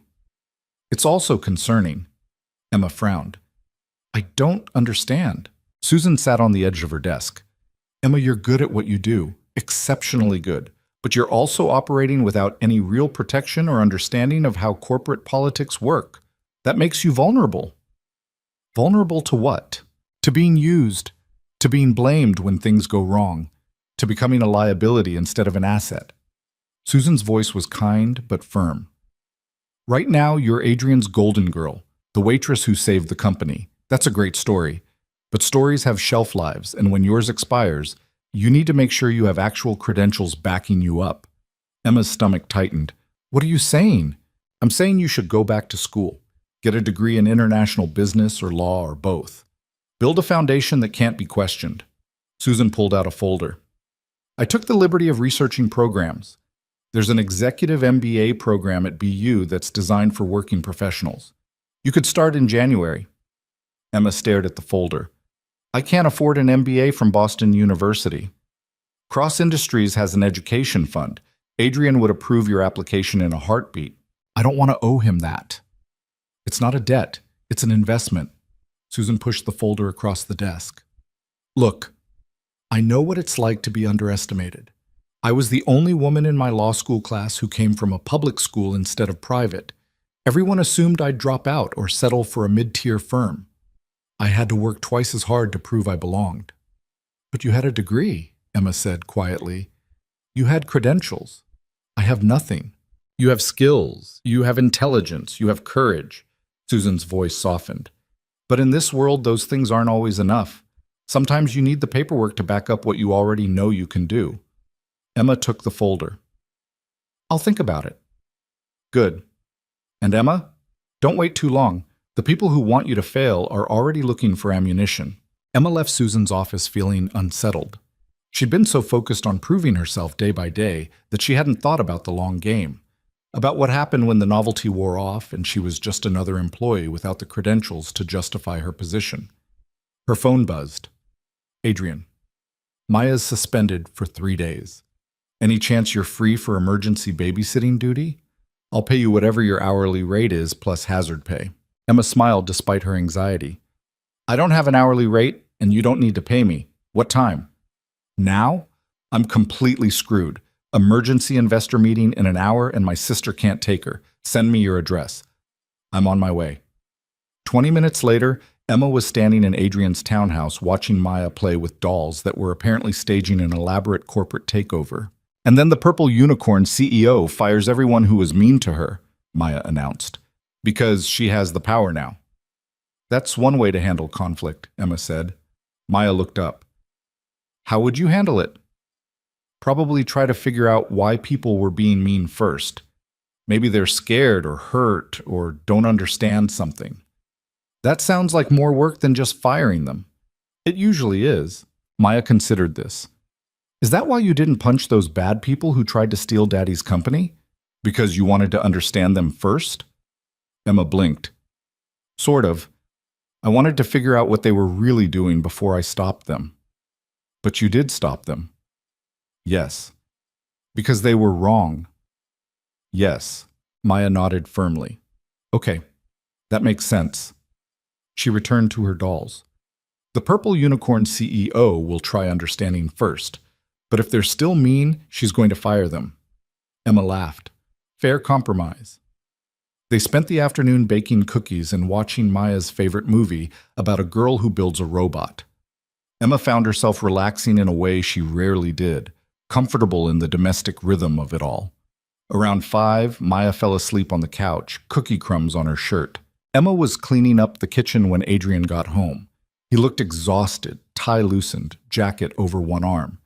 But when he saw Maya asleep and Emma washing dishes, something in his expression softened. "You didn't have to clean," he said quietly. "Maya and I made a mess. Seemed fair to fix it." Adrian set down his briefcase, walked over to where Emma stood at the sink. He picked up a dish towel and started drying. They worked in silence for a few minutes, the domesticity of it almost overwhelming in its normalcy. "Susan talked to me today," Emma said finally, "about going back to school. She mentioned she might. You knew?" "She ran it by me first, wanted to make sure I'd support it." Adrian set down a dried plate. "What did you tell her?" "That I'd think about it." "And? What are you thinking?" Emma turned off the water, dried her hands. "I'm thinking she's probably right, that I need credentials to back up what I can do. But I'm also thinking that feels like admitting I'm not good enough as I am. That's not what it means, isn't it? If I was really that valuable, I wouldn't need a degree." Adrian set down the towel, turned Emma to face him. "You are that valuable. The degree isn't about proving your worth. It's about protecting yourself in a world that values paperwork over talent. I hate that that's true, but it is. Susan said people are looking for ammunition against me. Susan's not wrong. You came out of nowhere. You're making waves. Some people will resent that." His hands were still on her shoulders, warm and steady. "But that's not a reason to hide. It's a reason to armor up. By getting an MBA, by getting whatever tools you need to stay in the fight." Adrian's thumb brushed against her collarbone, probably unconscious. "I don't want you to go back to school because you think you're not good enough. I want you to go because it'll give you options, power, independence." "What if I don't want independence from you?" The words were out before Emma could stop them. Adrian went very still. "Emma, I know, inappropriate. You're my boss. I shouldn't have said that." "I'm glad you did." His voice was low, careful. "Because I need to tell you something too." Emma's heart was racing. "The last 2 weeks have been the best I've had in years," Adrian said. "And it's not just because you've saved my company multiple times. It's because I actually look forward to coming to work now. Because I know you'll be there and we'll talk and you'll see things I miss and you'll make me laugh and I'll go home to Maya and tell her about the smart thing Emma said today." "Adrian, let me finish." He took a breath. "I'm falling for you. Maybe already fell. And I know that's complicated and possibly a disaster and definitely something we need to be careful about. But I also can't keep pretending it's not happening." Emma couldn't breathe, couldn't think, could only feel the warmth of his hands and the intensity of his gaze and the terrifying, wonderful truth of what he'd just said. "I'm scared," she whispered. "Of what?" "Of this being another thing I lose. Another place I don't get to keep." Her eyes were burning. "I'm so tired of losing things, Adrian." He pulled her closer, wrapped his arms around her. Emma let herself lean into him, feeling safer than she had in years. "You're not going to lose this," he said into her hair. "I promise you that." "You can't promise that. Watch me." Shh. They stood there in his kitchen, holding each other while his daughter slept in the next room, and Emma let herself hope that maybe this time would be different. Maybe this time she'd found something she could keep. The following week brought new complications. Emma enrolled in the BU Executive MBA program, starting in January. The paperwork was daunting, but Susan helped her through it, patient and thorough. "You're going to be great at this," Susan said, reviewing Emma's application essay. "You write clearly, think critically, and you actually have real-world experience to draw from. I just hope I can keep up." "You'll keep up fine, trust me." But the MBA announcement created ripples Emma hadn't anticipated. Suddenly, other employees were asking questions. How had Emma gotten approved for the education fund so quickly? What made her so special? Why was Adrian investing so much in someone with no credentials? Marcus heard the gossip and warned Emma. "People are talking," he said over coffee, "saying you're getting preferential treatment, that there's something going on between you and Adrian." Emma's face went hot. "There's nothing." "I know. And even if there was, it wouldn't be anyone's business." Marcus leaned forward. "But perception matters, and right now the perception is that you're Adrian's favorite, and that's the only reason you're here." "That's not fair." "No, it's not, but it's reality." Marcus studied her. You need to be really careful, Emma. Prove yourself based on merit, not on your relationship with Adrian. Keep things professional. Document everything. Don't give people ammunition. Emma nodded, feeling the weight of it settle on her shoulders. That evening, she stayed late at the office reviewing contracts. Around 8, Adrian appeared at her desk. "You're still here. So are you." "I have an excuse. I'm emotionally stunted and use work to avoid dealing with my feelings." He smiled. "What's yours?" "Trying to prove I deserve to be here." Adrian's smile faded. "Emma, people are talking, Adrian, saying I'm only here because of you, that I'm getting special treatment." "You are getting special treatment because you're exceptional at what you do." "That's not what they think." Adrian sat on the edge of her desk. "Do you want to know what I think?" "Always. I think you're letting other people's opinions matter more than your own accomplishments. I think you're so used to being told you don't belong that you're halfway believing it, even though you've proven otherwise a dozen times." He reached for her hand. "I think you're scared that this is all going to disappear, so you're preparing yourself for the inevitable disappointment." Emma's throat felt tight. "Am I wrong?" "Completely wrong, because you're not here because I like you, though I do. You're here because you're brilliant and observant and brave. And if anyone suggests otherwise, I'll personally escort them to HR. You can't protect me from office politics. Watch me try." Emma laughed despite herself. "You're ridiculous." "I'm determined. There's a difference." Adrian squeezed her hand. "Go home, Emma. Get some sleep. Come back tomorrow and keep being exactly who you are." "And if who I am isn't enough? Then everyone else is wrong about what enough means." Emma went home that night and lay awake thinking about belonging and worth and all the ways she'd learned to make herself small to fit into spaces that were never meant for her. But Cross Industries was different. Adrian was different. And maybe, just maybe, she was allowed to be different too. The next morning brought a crisis that pushed all other concerns aside. Laurent Holdings had filed a lawsuit against Cross Industries claiming defamation and tortious interference with contract. They alleged that Adrian had intentionally sabotaged their business relationships by spreading false rumors about their translation practices. "It's bullshit," Marcus said, pacing Adrian's office. "Complete bullshit. We have recordings. We have independent verification. We also have very deep pockets, and Laurent knows it," Adrian said grimly. "This isn't about winning. It's about making the cost of fighting higher than the cost of settling." "So we settle?" Emma asked from her chair in the corner. "Over my dead body." Adrian turned to her. "They went after you too. Named you specifically as a co-defendant, claiming you conspired to damage their reputation." Emma felt cold. "They're suing me?" "They're suing both of us and asking for $40 million in damages." The number hung in the air. Emma's entire net worth was maybe $15,000. $40 million might as well be $40 billion. "I can't afford a lawyer for this," she said quietly. "You don't need to. Cross Industries' legal team will handle everything. You're covered." "Adrian, no arguments. This is my fault. I brought you into this. I'm not letting you face it alone." Over the next week, Emma learned more about corporate litigation than she'd ever wanted to know. Depositions, discovery requests, motion filings. The legal team worked around the clock building their defense. And through it all, Emma kept working, kept reviewing contracts, kept finding problems and solving them. Because Susan was right. The best defense was proving she was indispensable. One afternoon, deep in discovery documents, Emma found something. A contract between Laurent Holdings and a German manufacturing firm, dated 2 years ago, and containing the exact same translation deception they'd tried to use on Adrian. "Marcus," she called. "I need you to see this." Marcus came over, read the document. His eyes went wide. "They've done this before." "Multiple times," Emma said, pulling up more files. "I found 3 other contracts with similar patterns. Always targeting American companies trying to expand internationally, always using the language barrier as a weapon. This is a pattern of fraud. This is evidence." Emma's hands were shaking. "This proves we weren't defaming them. We were exposing actual criminal activity." Marcus grabbed the documents. "I need to get this to Richard immediately. Emma, this could change everything."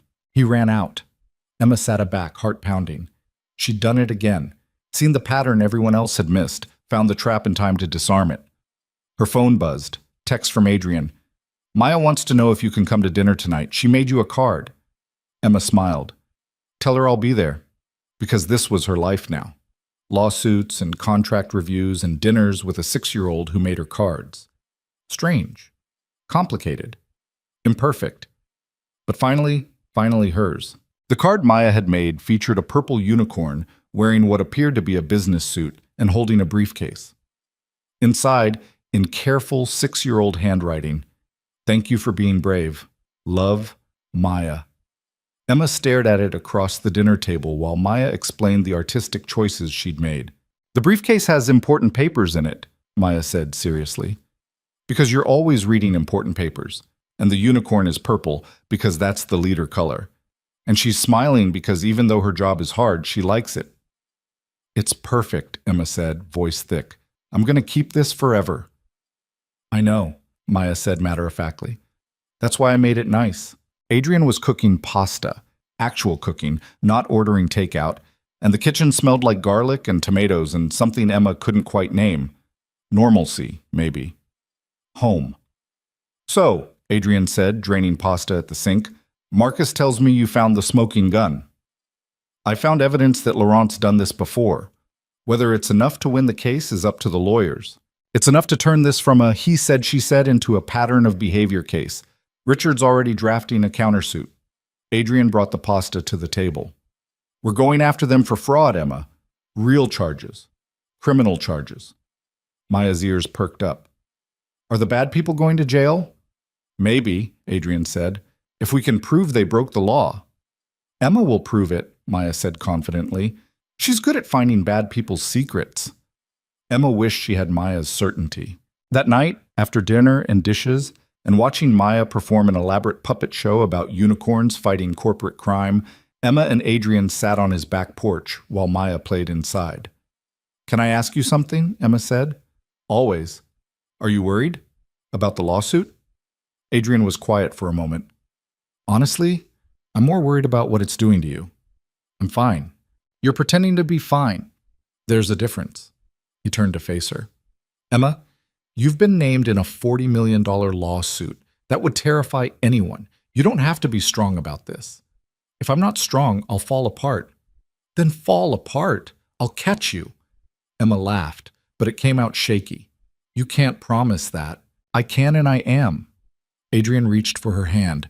"Look, I know you've spent your whole life having to handle everything alone.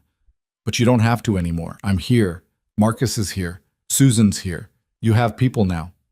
"For how long?" The question hung between them. "As long as you want us," Adrian said quietly. "I know that's hard to believe, but it's true." Emma wanted to believe him, wanted to trust that this wasn't temporary, that she wasn't one mistake away from losing everything. But 30 years of disappointment had taught her to protect herself. "I should go," she said, standing. "It's late." Adrian didn't argue, but his expression said he understood what she was really doing. Running, protecting herself before she could get hurt. "Emma," he said as she reached the door. "That card Maya made you? She worked on it for 3 hours. Kept starting over because she wanted it to be perfect. You know why?" Emma shook her head. "Because you matter to her. Not because of what you do or how useful you are, just because of who you are." He paused. "You matter to me too. Same reasons." Emma left before she could say something she'd regret. The next morning brought a development that changed everything. Emma arrived at the office to find Marcus, Richard, and Susan already in the conference room with 2 people she didn't recognize, a man and a woman, both professional, both serious. "Emma," Marcus said, "these are federal investigators. They want to talk to you about Laurent Holdings." Emma's stomach dropped. "Am I in trouble?" "No," the woman said quickly. She was maybe 40, with sharp eyes and sharper suit. "I'm Special Agent Chen. This is Agent Morrison. We're with the FBI's Financial Crimes Division. We've been investigating Laurent Holdings for securities fraud for the past 8 months. We saw the lawsuit filing," Morrison added, "and the evidence your company submitted. It corroborates what we've been building." Emma sat down slowly. "You're investigating them?" "For running an international fraud scheme," Chen said. We believe Laurent Holdings has defrauded at least 15 American companies over the past 5 years using translation manipulation and contract deception. Total damages estimated around $300 million. Emma felt dizzy. 300 million? That we know of. Could be more. Chen pulled out a tablet. Ms. Vale, we'd like to walk through exactly what happened the night you identified the fraudulent contract. Every detail you can remember. For the next 2 hours, Emma recounted the dinner at the Celestine. The translator's lies. The moment she decided to speak up, the recording that had captured everything. The agents took notes, asked follow-up questions, treated Emma's observations like they were evidence in a criminal case, which, apparently, they were. "This is incredibly helpful," Chen said when they finished. "Ms. Vale, would you be willing to testify if this goes to trial?" Emma looked at Marcus, who nodded encouragement. "Yes," she said, "I'll testify." After the agents left, Emma sat in the empty conference room trying to process what had just happened. She wasn't just a defendant in a civil lawsuit anymore. She was a federal witness in a criminal investigation. Adrian found her there 20 minutes later. "Marcus told me," he said, sitting next to her. "How are you feeling? Terrified? Relieved? Confused?" Emma laughed shakily. "I thought I was just stopping a bad business deal. Turns out I accidentally exposed an international crime ring. You did more than that. You gave the FBI the evidence they needed to build a real case." Adrian's voice was gentle. "Emma, do you understand what this means? That Laurent's going to jail? That you just took down one of the most sophisticated fraud operations in international business? That companies across the country are going to be safer because you paid attention when everyone else looked away?" He paused. "That you're a hero?" "I'm not a hero. I'm just... If you say just a waitress, I'm going to lose my mind." Adrian turned her to face him. "You are brilliant and observant and brave. When are you going to start believing that?" "When it stops feeling like a fluke," Emma whispered. "It's not a fluke, it's who you are." Emma wanted to believe him. Wanted to believe that she was actually the person Adrian and Maya seemed to think she was. But believing meant risking, and risking meant the possibility of losing everything. Before she could respond, her phone buzzed. Text from an unknown number. "You should have taken my offer. Now you're going to wish you had." Emma's blood went cold. She showed Adrian the message. His expression darkened immediately. "Forward that to Agent Chen," he said. "Then call security." "Adrian, it's probably nothing. It's a threat. From someone who knows you turned down Thornton's job offer and is following the Laurent case." His voice was tight with controlled anger. "That's not nothing." Over the next hour, security protocols were updated. Emma's office was moved to an interior room with no windows. A security guard was assigned to walk her to her car each night. "This is excessive," Emma protested. "This is necessary," Marcus said firmly. "Emma, you're a witness in a federal case against people who've stolen hundreds of millions of dollars. They're motivated to keep you quiet. By threatening me via text message? By escalating until you back down or disappear." Marcus's voice was grim. "We're not taking chances." That evening, Emma sat in her new windowless office reviewing contracts and trying not to think about the security guard stationed outside her door. Her phone rang. "Adrian." "Hey," she answered. "Don't go home tonight." Emma's hand tightened on the phone. "What happened?" "Nothing happened, but Marcus got another threat assessment from the FBI. They're concerned about your safety." Adrian paused. "Come stay at my place, guest room. Extra security. Maya would love it." "I can't just move in with you." "It's not moving in. It's accepting protection until this blows over." His voice softened. "Please, Emma, I can't focus on anything else knowing you're alone in that apartment with minimal security." Emma thought about her studio in Dorchester, the broken lock on the lobby door, the neighbor who dealt drugs out of 3B. The complete absence of anything resembling security. "Okay," she said quietly, "but just until the FBI says it's safe. However long you need." Emma packed a bag and drove to Adrian's townhouse, the security guard following in a separate car. The absurdity of it all wasn't lost on her. 3 weeks ago, she'd been a waitress. Now she had a security detail. Maya answered the door in pajamas decorated with planets. "Emma's having a sleepover," she announced to the house. Daddy said you're staying in the guest room, but you can sleep in my room if you want. I have bunk beds. The guest room is perfect, Emma said, smiling despite her anxiety. Adrian appeared behind Maya, looking relieved.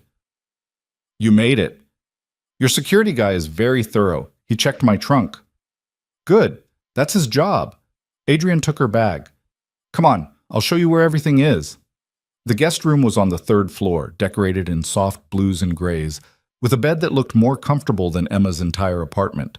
There was a bathroom attached, fresh towels already laid out. Maya picked the towels, Adrian said. She insisted on the purple ones because you're the purple unicorn.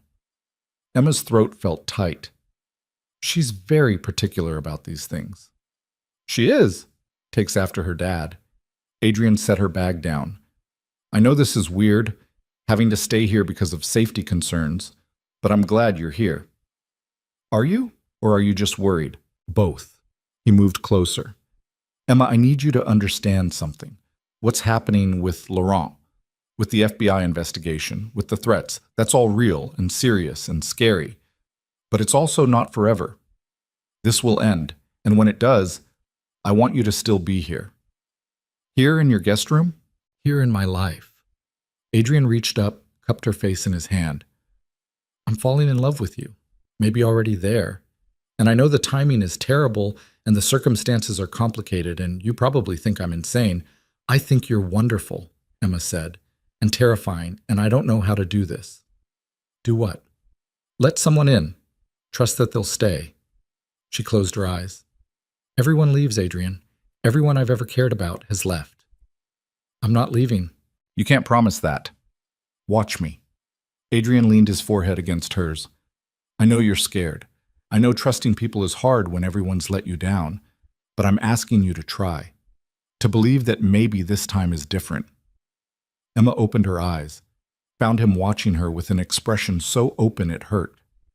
What if I disappoint you? Impossible. What if I'm not who you think I am? You're exactly who I think you are. You just haven't accepted it yet. Emma kissed him. It wasn't planned, wasn't thought through, just an instinct born of too many emotions and not enough words. Adrian made a surprised sound, but then he was kissing her back, gentle and careful, like she was something precious. When they pulled apart, Emma was shaking. That was probably a mistake, she whispered. That was perfect. Adrian smiled. But also probably something we should talk about when you're not staying in my house under duress. Agreed. So we'll talk about it later. Later, Emma confirmed. But later felt impossibly far away when Adrian was looking at her like that. Footsteps on the stairs. Maya's voice calling, Are you guys done being mushy? I want to show Emma my rock collection. Adrian laughed, stepped back. We're coming, sweetness. He left, and Emma sat on the edge of the guest bed, trying to remember how to breathe normally. She just kissed her boss who was being sued for $40 million, her boss whose 6-year-old daughter collected rocks and made cards about purple unicorns, her boss who just said he was falling in love with her. This was a disaster. This was perfect. This was absolutely terrifying. The next 3 weeks passed in a blur of legal proceedings and security protocols and stolen moments with Adrian when Maya was asleep or at school. The FBI's case against Laurent Holdings grew stronger daily. More victims came forward. More evidence surfaced. The fraud scheme was even bigger than initially estimated, closer to $500 million across 20 countries. And Emma was at the center of it all. She gave depositions, reviewed evidence, helped investigators understand the translation patterns Laurent had used, became, against all odds, an expert in international fraud detection. The media picked up the story.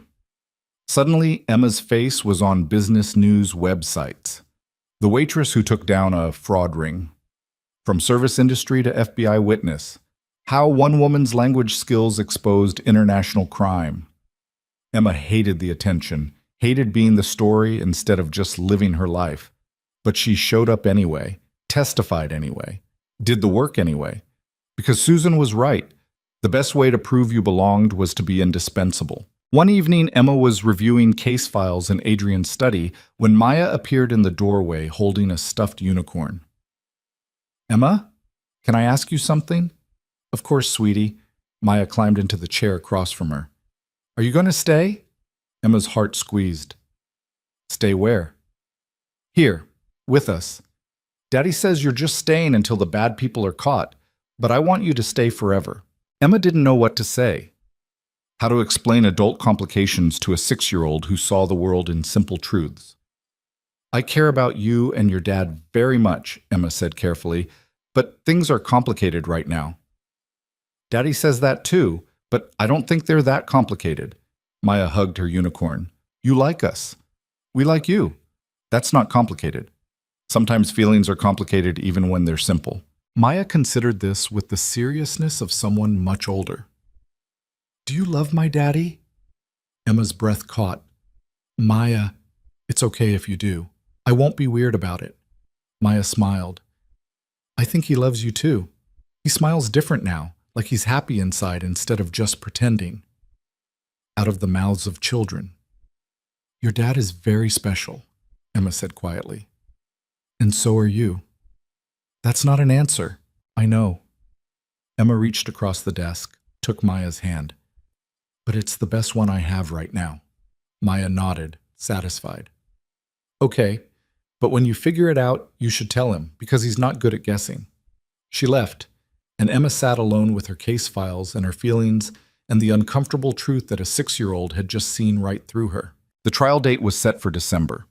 Laurent's lawyers fought it, filed motion after motion for dismissal, tried every legal trick to delay or derail the proceedings. But the evidence was overwhelming, and Emma was the star witness.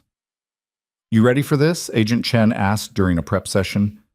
Emma looked at the courtroom sketches, the evidence binders, the transcripts of depositions. Not really. Good. Overconfidence gets witnesses in trouble. Nervous witnesses pay attention. Chen smiled. You're going to be fine, Ms. Vale. Just tell the truth like you've been doing. What if the truth isn't enough? It always is. Eventually. Emma wished she had Chen's certainty. The week before the trial, Emma finally moved back to her own apartment. The immediate threat had passed, security had cleared her, and staying in Adrian's guest room was becoming too complicated for all the obvious reasons.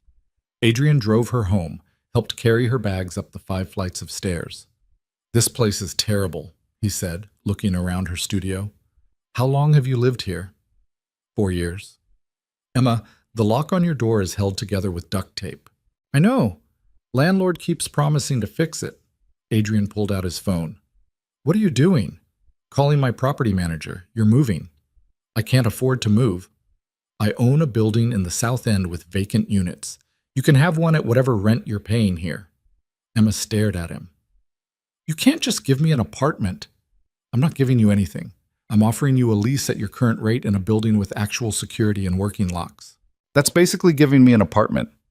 Then consider it hazard pay for being my star witness in a federal fraud case. Adrian's voice softened. Emma, please. I can't sleep knowing you're in a building with a broken lobby door and dealers in the hallway. People live like this, Adrian. Most people, actually. I know. And it's not right.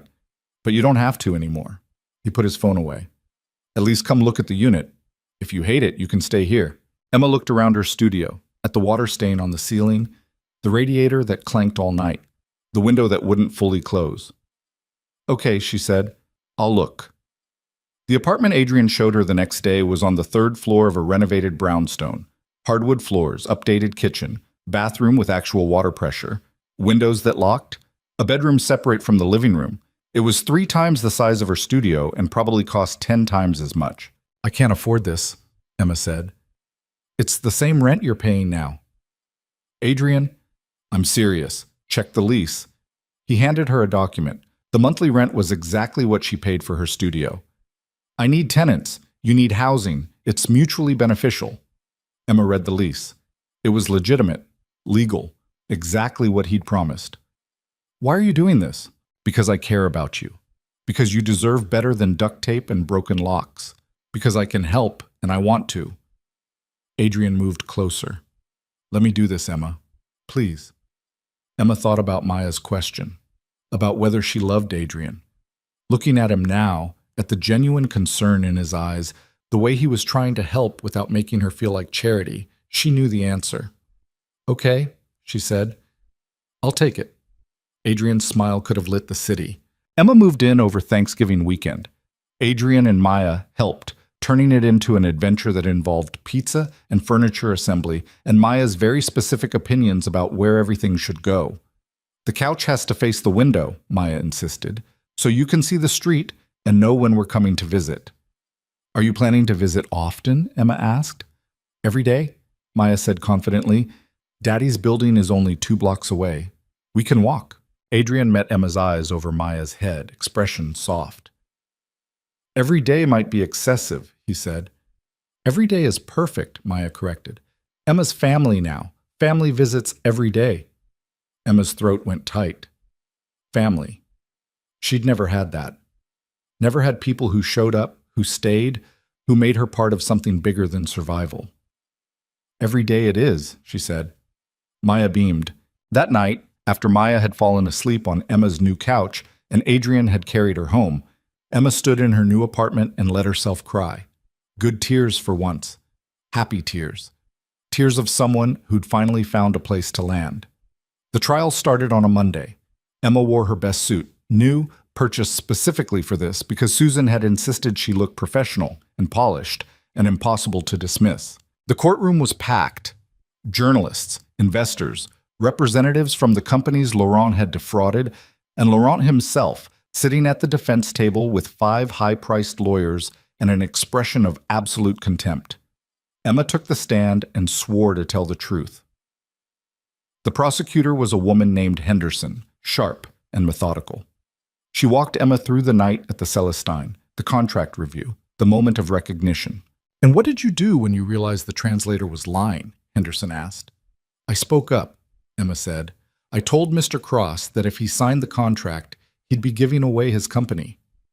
Even though you were just a waitress, even though you had no official standing in that room. Yes. Why?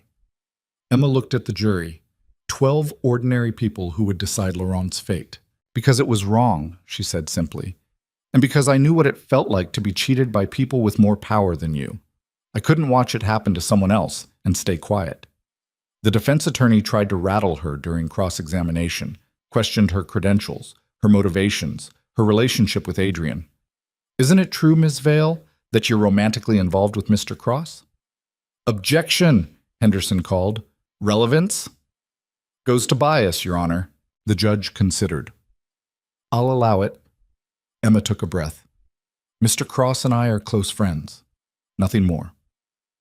It wasn't technically a lie. They hadn't defined what they were, hadn't labeled it beyond stolen kisses and late-night conversations and Maya calling her family. But it felt like a lie anyway. The defense attorney pressed, asked about the apartment, the job, the education fund, tried to paint Emma as someone who'd fabricated evidence to benefit her benefactor. Emma held her ground, answered every question calmly, honestly, without anger or defensiveness, just the truth.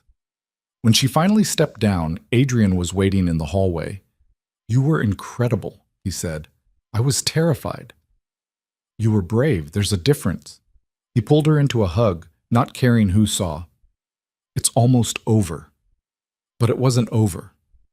Because the next day, Laurent's team brought their own witnesses, including someone Emma had never expected to see. The translator from that night at the Celestine. He took the stand and claimed Emma had misunderstood, that his translations had been accurate, that she'd fabricated the fraud to impress Adrian Cross. Emma sat in the gallery and felt her credibility crumbling. Everything came down to this: her word against a certified translator with 20 years of experience. The waitress against the professional, the nobody against the expert. Henderson fought back hard during cross-examination, played the recording from that night, brought in independent translators who confirmed Emma's version. But doubt had been planted.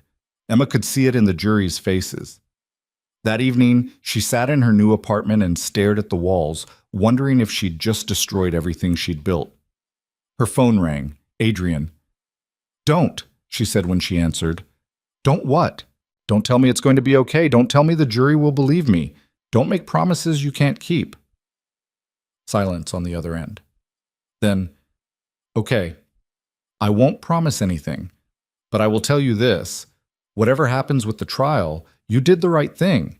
You told the truth. You fought back, and that matters regardless of the verdict. It doesn't matter if Laurent walks free. It matters to me. It matters to Maya. It matters to every person who's going to be safer because you were brave enough to speak up. Adrian's voice was gentle but firm. Emma, you changed everything. Win or lose, you changed everything. Emma closed her eyes. I'm scared. I know, me too. What if I let everyone down? You couldn't, not possible. Emma wanted to believe him, wanted to believe that her worth wasn't tied to the verdict, that she mattered regardless of whether 12 strangers believed her story. But a lifetime of being told she wasn't enough was hard to shake. The jury deliberated for 3 days. 3 days of waiting, wondering, trying to work but unable to focus. Emma reviewed contracts mechanically, attended meetings, went through the motions, and waited. On the 3rd day the call came. Verdict was in. Emma sat between Adrian and Marcus in the courtroom gallery, hands shaking. The jury filed in. 12 faces, expressionless. Has the jury reached a verdict? The judge asked. We have, Your Honor. Emma couldn't breathe. On the charge of wire fraud, how do you find? Guilty. The word hit like thunder. On the charge of securities fraud? Guilty. On the charge of conspiracy to commit fraud? Guilty. All counts. Every single one. Laurent's face went white. Emma felt Adrian's hand find hers, squeeze tight. The courtroom erupted, journalists rushing for doors, victims crying with relief, Laurent's lawyers immediately filing for appeal. But it was over. They'd won. Emma had won. Outside the courthouse, reporters swarmed. Emma stood on the steps with Adrian and let Henderson field the questions while she tried to process what had just happened. Justice. Real, actual justice.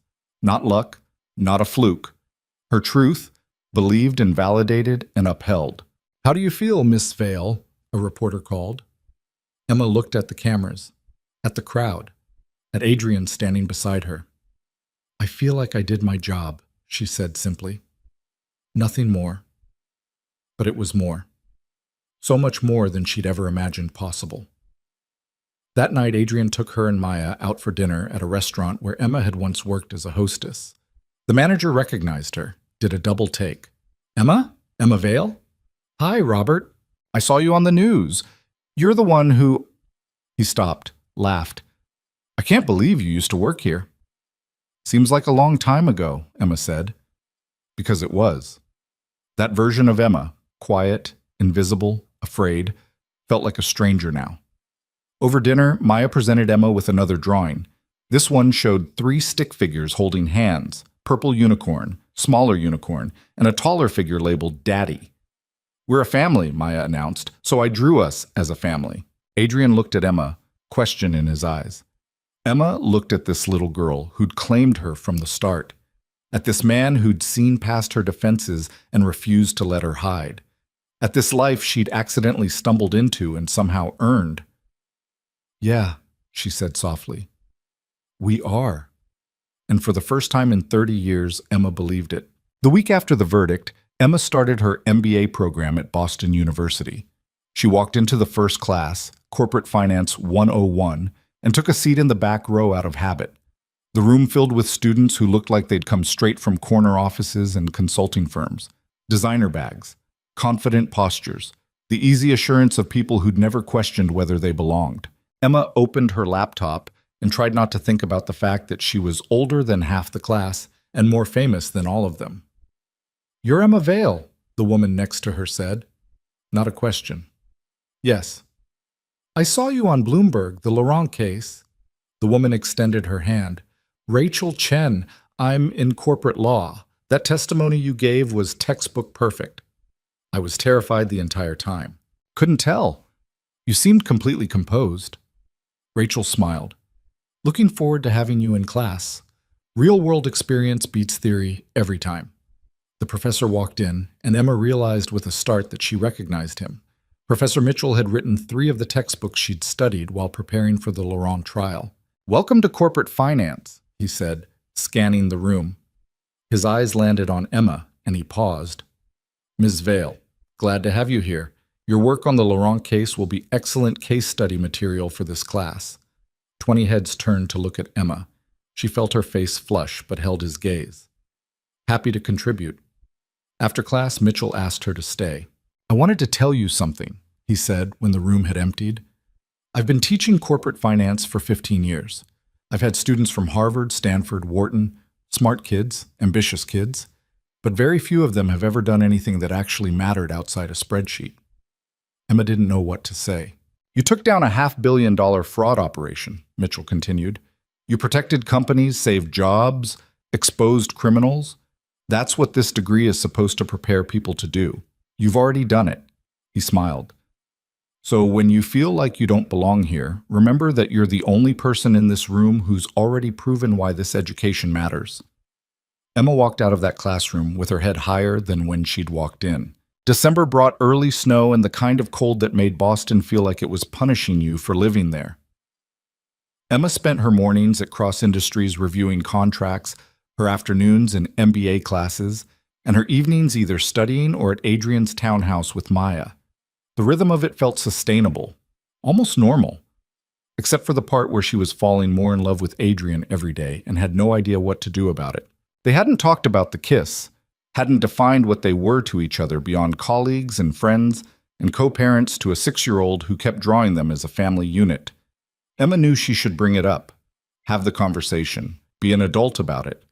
But every time she tried, fear caught her throat. What if he'd changed his mind? What if the trial had been too much stress and he'd realized she was too complicated, too damaged, too much work? What if she finally said, "I love you," and he didn't say it back?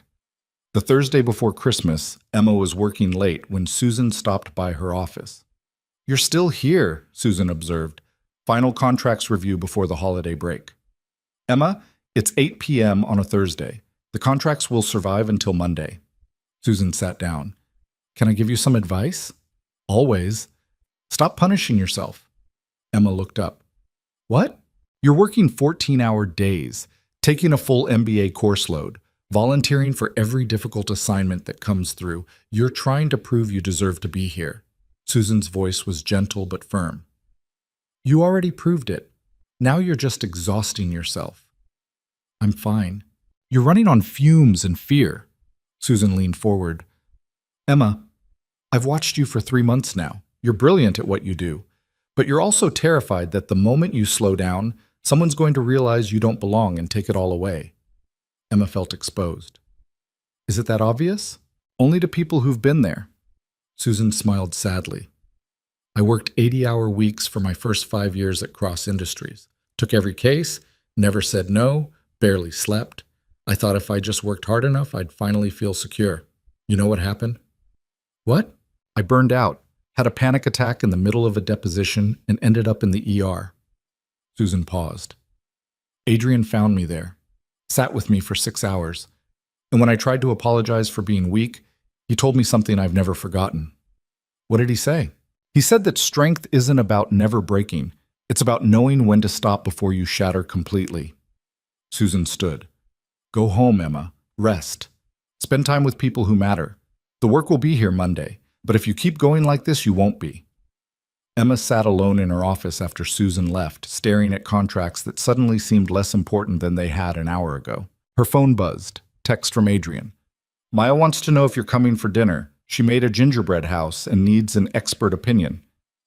Emma looked at the stack of work on her desk, then at her phone. She texted back, "Be there in 20 minutes. The work could wait. Christmas Eve found Emma in Adrian's kitchen helping Maya decorate cookies while Adrian attempted to assemble a bicycle that Maya didn't know she was getting. "This one's you," Maya said, holding up a cookie decorated with purple icing. "And this one's Daddy. And this one's me. We're a cookie family." "We're a delicious cookie family," Emma said. Maya giggled. "Can I ask you something?" "Sure, sweetie." "Are you going to marry Daddy?" Emma nearly dropped the icing bag. "What?" "My friend Zoe says when adults like each other and spend all their time together, they get married. You and Daddy like each other, right?" Emma glanced toward the living room where Adrian was cursing softly at bicycle instructions. "Your daddy and I are friends." "But you love him."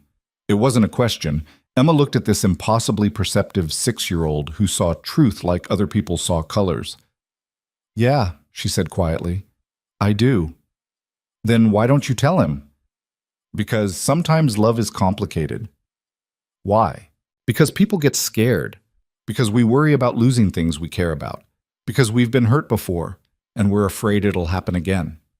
Maya considered this with the gravity of a philosopher. That's silly. Why? Because if you love someone and they love you back, you should just be together. Worrying about it doesn't change anything. It just makes you sad while you wait. Out of the mouths of children.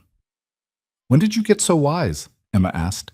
I'm 6.5, Maya said seriously. That's very old. Adrian appeared in the doorway, covered in bike grease and frustration. That bicycle is an engineering nightmare. I have 3 extra parts and no idea where they go. Need help? Emma asked. Desperately. They left Maya decorating cookies and went to the living room.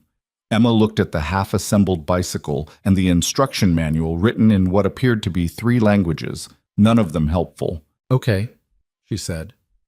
Let's figure this out. They worked together in comfortable silence, Emma reading instructions while Adrian assembled pieces. At some point, their hands brushed, and neither pulled away. At some point, Adrian's shoulder pressed against hers, and Emma leaned into the warmth. Emma, Adrian said quietly, we need to talk. Emma's heart stuttered. About? About us. About what we're doing here. He set down a wrench. I told you I was falling in love with you. That was months ago. And we've just existed around it, not talking about it, not dealing with it. I know.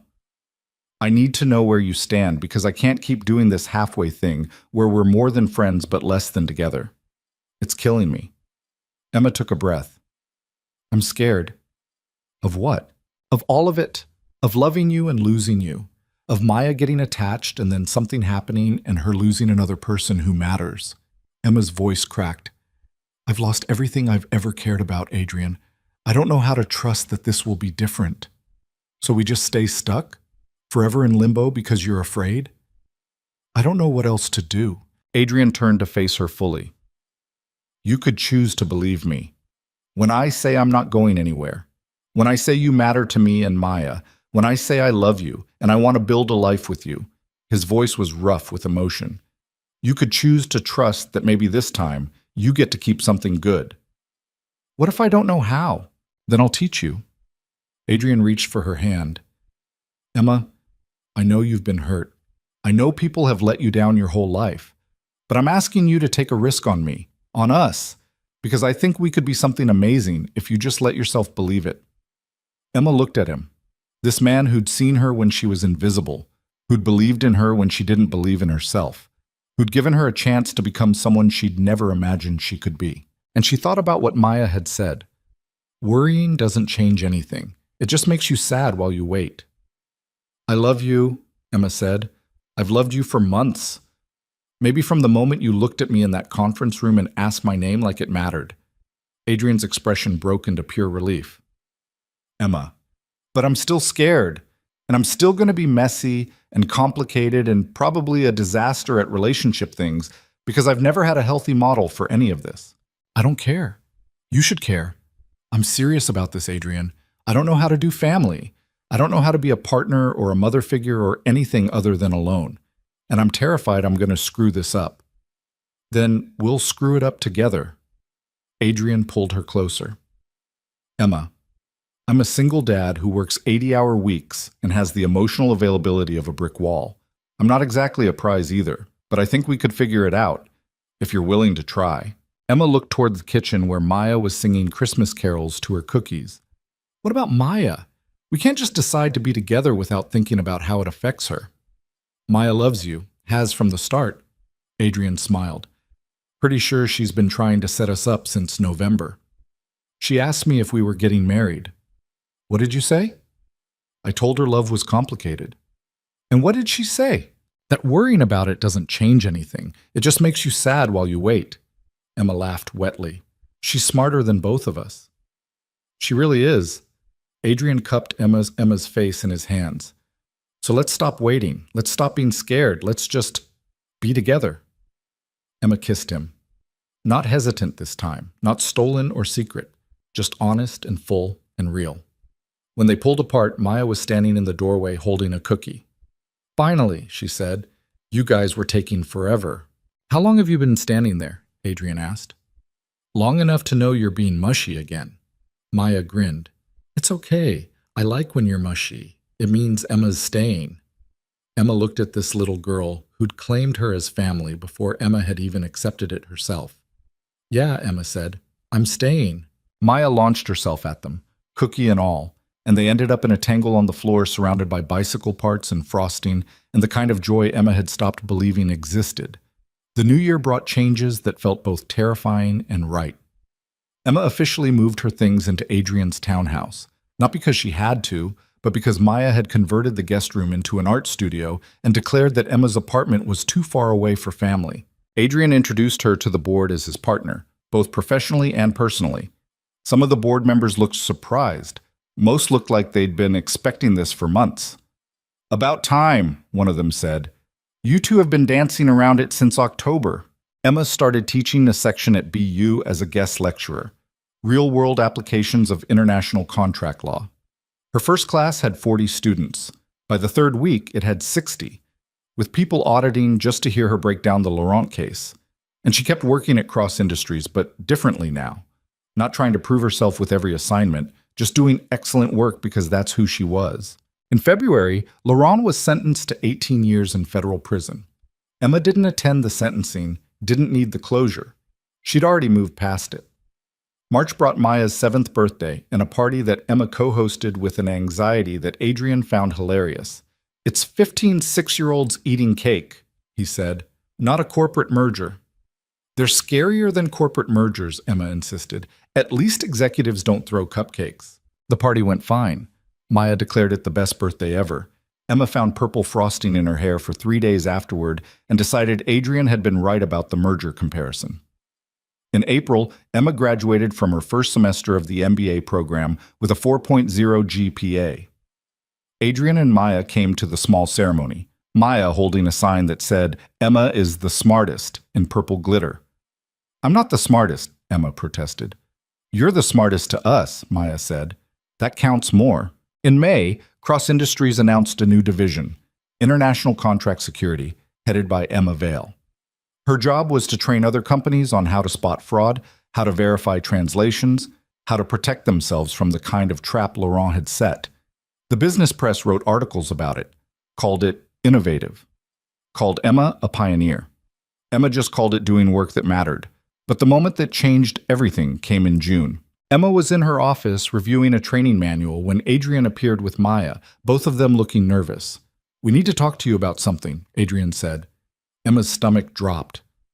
What's wrong? Nothing's wrong. Adrian looked at Maya, who nodded encouragement. It's just, we've been thinking about our family, about how it's structured. Okay? Maya stepped forward. Emma, you're basically my mom now. You help with homework and make me lunch and tell me when I'm being bratty. But you're not officially my mom, and we want you to be. Emma's breath stopped. We know it's fast, Adrian said quickly. We know we've only been together for 6 months officially, but it feels right. And Maya and I, we want you to be part of this family in every way. Legally, officially, permanently. He pulled out a small box. Emma's hands went to her mouth. Emma Vale, Adrian said, opening the box to reveal a simple gold band with a small diamond. Will you marry me? Will you be Maya's mom and my wife and part of this weird, beautiful family we've built? Emma looked at them. This man who'd seen her worth before she'd seen it herself. This little girl who'd claimed her as family from the start. And she thought about the woman she'd been a year ago. The waitress who'd been invisible. Who'd believed she didn't deserve good things. Who'd built walls so high no one could climb them. That woman was gone. In her place was someone who'd learned that being seen was terrifying and wonderful. That family wasn't about biology or perfection. It was about showing up and choosing each other every day. That she was allowed to have good things, to keep them, to believe they were real. Yes, Emma said, tears streaming down her face. Yes to all of it. Adrian slipped the ring on her finger while Maya cheered and did a victory dance that looked like it involved martial arts. We're a real family now, Maya announced, the official kind. We were always a real family, Emma said, pulling her into a hug. This just makes it paperwork official. Paperwork is important, Maya said seriously. Daddy says that all the time. They got married in September in a small ceremony at the courthouse with Maya as the flower girl and Marcus as Adrian's best man and Susan as Emma's maid of honor. Emma wore a simple white dress. Adrian wore a suit.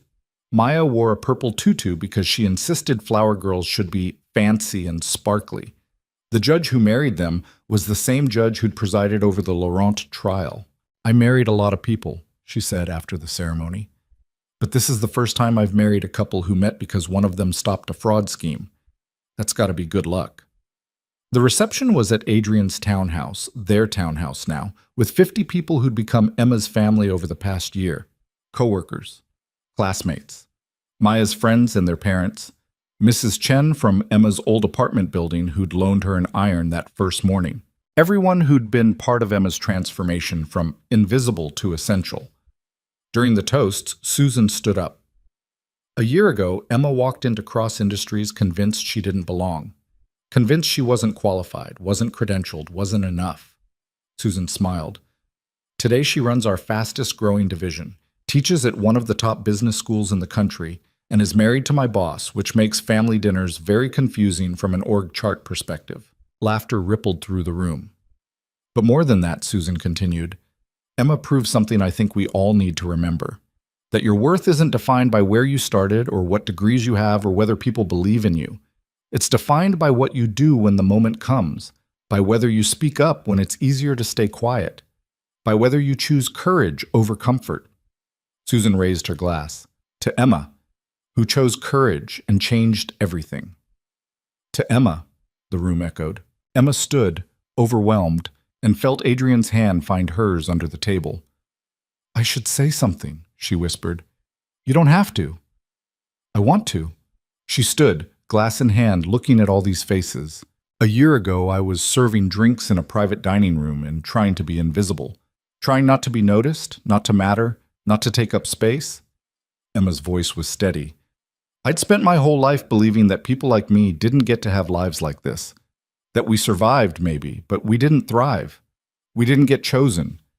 We didn't get to keep good things. She looked at Adrian, at Maya, sitting on her dad's lap. And then I met you. And you saw me. Not who I thought I should be, not who I was trying to be. Just me. And you made me believe that maybe I was worth seeing. Emma's throat was tight. So this isn't just a wedding. It's not just paperwork or a legal contract. It's me finally accepting that I get to have this, that I'm allowed to be happy, that I'm allowed to belong. She raised her glass higher. To everyone in this room who believed in me before I believed in myself, thank you for giving me a family. Thank you for giving me a home. Thank you for teaching me that courage isn't about not being afraid. It's about being terrified and doing it anyway. The room erupted in applause. Later, after the guests had left and Maya had fallen asleep in her room surrounded by cake-stained stuffed animals, Emma and Adrian stood on the back porch looking at the city lights. Happy? Adrian asked. Terrified, Emma admitted. But yes, very happy. The terrified part gets easier. Does it? Not really. But you get better at living with it. Adrian pulled her close. I'm proud of you, for all of it, but especially for letting yourself have this. I almost didn't. I know. I almost ran away about 6 different times. I know that too. Adrian kissed her forehead. But you didn't. You stayed. You chose this. That's what matters. Emma thought about the woman she'd been, the foster kid, the waitress, the person who'd believed she wasn't allowed to want things. That woman had saved a billionaire's company because she'd seen a trap and refused to stay silent. And in doing so, she'd saved herself. Not from poverty or obscurity or invisibility, though she'd escaped all of those. She'd saved herself from the belief that she didn't deserve to be saved. I love you, Emma said. Both of you. This whole weird, beautiful mess of a family. We love you too, Adrian said. Welcome home, Emma Vale. And standing there in the autumn air with her husband's arms around her and her daughter sleeping upstairs, and a life she'd built from courage and chance, Emma finally believed it. She was home, not because of where she lived or what she did or who she'd married, but because she'd finally learned the most important lesson of all, that being seen wasn't dangerous. Being invisible was. And she was done hiding. 2 years later, Emma stood in front of a room full of business students at Boston University, teaching her fourth semester of international contract law. The class had grown to 90 students. Word had spread that Professor Vale didn't just teach theory, she taught survival. The Laurent case, she said, pulling up the now famous contract on the screen, wasn't won because I had a law degree or corporate training. It was won because I understood something that credentials can't teach you. A hand went up. What's that, Professor? Emma smiled. That the people trying to cheat you are counting on you to assume you're not smart enough to catch them. They're counting on you to stay quiet, to defer to experts, to trust that someone else will notice the problem. She paused. The moment you realize that your perspective matters, that what you see and know and understand has value, that's when you become dangerous to people who profit from your silence. After class, a young woman approached Emma's desk. She looked nervous, clutching her backpack like a shield. Professor Vale, can I ask you something personal? Sure. I saw your story about how you were a waitress before all this. The student's voice was quiet. I'm working 3 jobs to pay for school, no family support, and sometimes I wonder if I even belong here. If people like me are supposed to have careers like this. Emma saw herself in this girl, saw the doubt and fear and desperate hope. What's your name? She asked. Maria. Maria, can I tell you something? Please. 2 years ago, I was where you are. Convinced I didn't belong. Convinced that people like us, people who had to fight for everything, weren't supposed to make it. Emma leaned forward. But here's what I learned. The fact that you had to fight for it means you understand its value in ways privileged people never will. You see traps they miss. You ask questions they don't think to ask. You work harder because you know what it's like to have nothing. But what if I fail? Then you fail, and you get back up because that's what people like us do. Emma smiled. You belong here, Maria. Not despite where you came from, but because of it. Don't forget that. The girl left with tears in her eyes and her head held higher. Emma packed up her materials and headed to Cross Industries, where she had a meeting with a new client, a tech startup that had been approached by overseas investors with contracts that seemed too good to be true. They were. Emma found the traps in 20 minutes, saved the company from a hostile takeover disguised as a partnership. Just another Tuesday. That evening, she came home to find Maya, now 9, doing homework at the kitchen table while Adrian attempted to cook something that involved a recipe and actual measuring cups. How was school? Emma asked Maya. Good. We're learning about women in business, and I did my report on you. On me? You saved companies and caught bad guys, and you used to be a waitress. That's way cooler than most people's moms. Maya looked up. Is it weird that I told everyone my mom is basically a superhero? Emma's heart squeezed. She'd legally adopted Maya 6 months after the wedding, but Maya had been calling her mom since the engagement. Not weird at all, Emma said, ruffling Maya's hair. Good, because Tommy said his mom is a lawyer and I said my mom catches criminals, so I win. Adrian laughed from the stove. I'm not sure motherhood is a competition, sweetness. Everything's a competition if you try hard enough, Maya said sagely.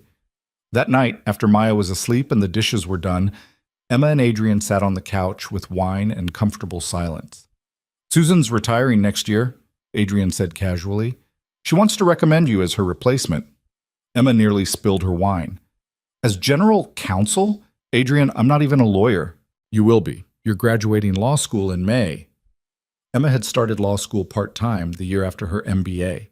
Because Susan had been right. Credentials mattered, even when you'd already proven yourself. That's still different from being general counsel of a major corporation. Emma. Adrian turned to face her. You've been doing the job for 2 years. You run the contract security division. You consult on every major deal we make. You teach law students how to spot fraud. You're published in 3 academic journals. What exactly are you not qualified for? I don't know. It just feels like too much too fast. Or maybe it feels like finally getting everything you deserved all along. Emma thought about that. About the waitress she'd been. About the woman she'd become. About the life she'd built not through luck or charity, but through courage and competence and refusing to stay invisible. Okay, she said. Tell Susan I'm interested. Adrian grinned. Already did. She said, and I quote, about damn time she stopped underestimating herself. Emma laughed. She would say that. 3 years after that, Emma was promoted to General Counsel of Cross Industries. The announcement made the business press. Former waitress turned top legal executive. The ultimate rags to riches story. Except it wasn't about rags to riches. It was about being seen, being believed in, being given a chance, and then taking that chance and building something that mattered. On her first day in the new role, Emma walked into her office, corner suite, city views, her name on the door, and found a card on her desk. Inside was a drawing of a purple unicorn wearing a judge's robe. The caption read, "Still the leader, still the bravest. Love, Maya." Emma put it in a frame next to her law degree and her MBA and the articles about the Laurent case. Reminders of where she'd been, where she was going, who she'd become. That evening, she came home to Adrian cooking dinner and Maya practicing a presentation for school about people who changed industries. "Who are you presenting on?" Emma asked. "You," Maya said. "Obviously, you literally changed how companies do international business. That's industry changing." "I just caught some fraud." "Mom." Maya gave her the look that meant she was being ridiculous. "You created an entire new field. You teach people how to protect themselves. Companies across the country hire you to review their contracts. You wrote the textbook we're using in my business class." She paused. "Stop downplaying yourself. It's annoying." Adrian snorted from the kitchen. "She's got you there." Emma looked at her daughter, confident, brilliant, kind, and realized Maya would never struggle with feeling invisible, would never question whether she deserved good things, would never make herself small to fit into spaces that were too small for her, because she'd grown up watching Emma refuse to do those things. "You're right," Emma said. "I changed an industry. I matter. I'm kind of a big deal." Maya grinned. "Now you're getting it." 5 years after the Laurent verdict, Emma was invited to speak at the FBI's National Conference on Financial Crimes. She stood on stage in front of 500 federal agents and corporate investigators and told them the story of how a waitress had accidentally exposed a $500 million fraud scheme. "The lesson here isn't that I'm special," Emma said. "It's that I was paying attention when everyone else assumed someone else was handling it. I asked questions. I trusted my instincts. I refused to stay quiet even though speaking up was terrifying." She paused, looking at the audience.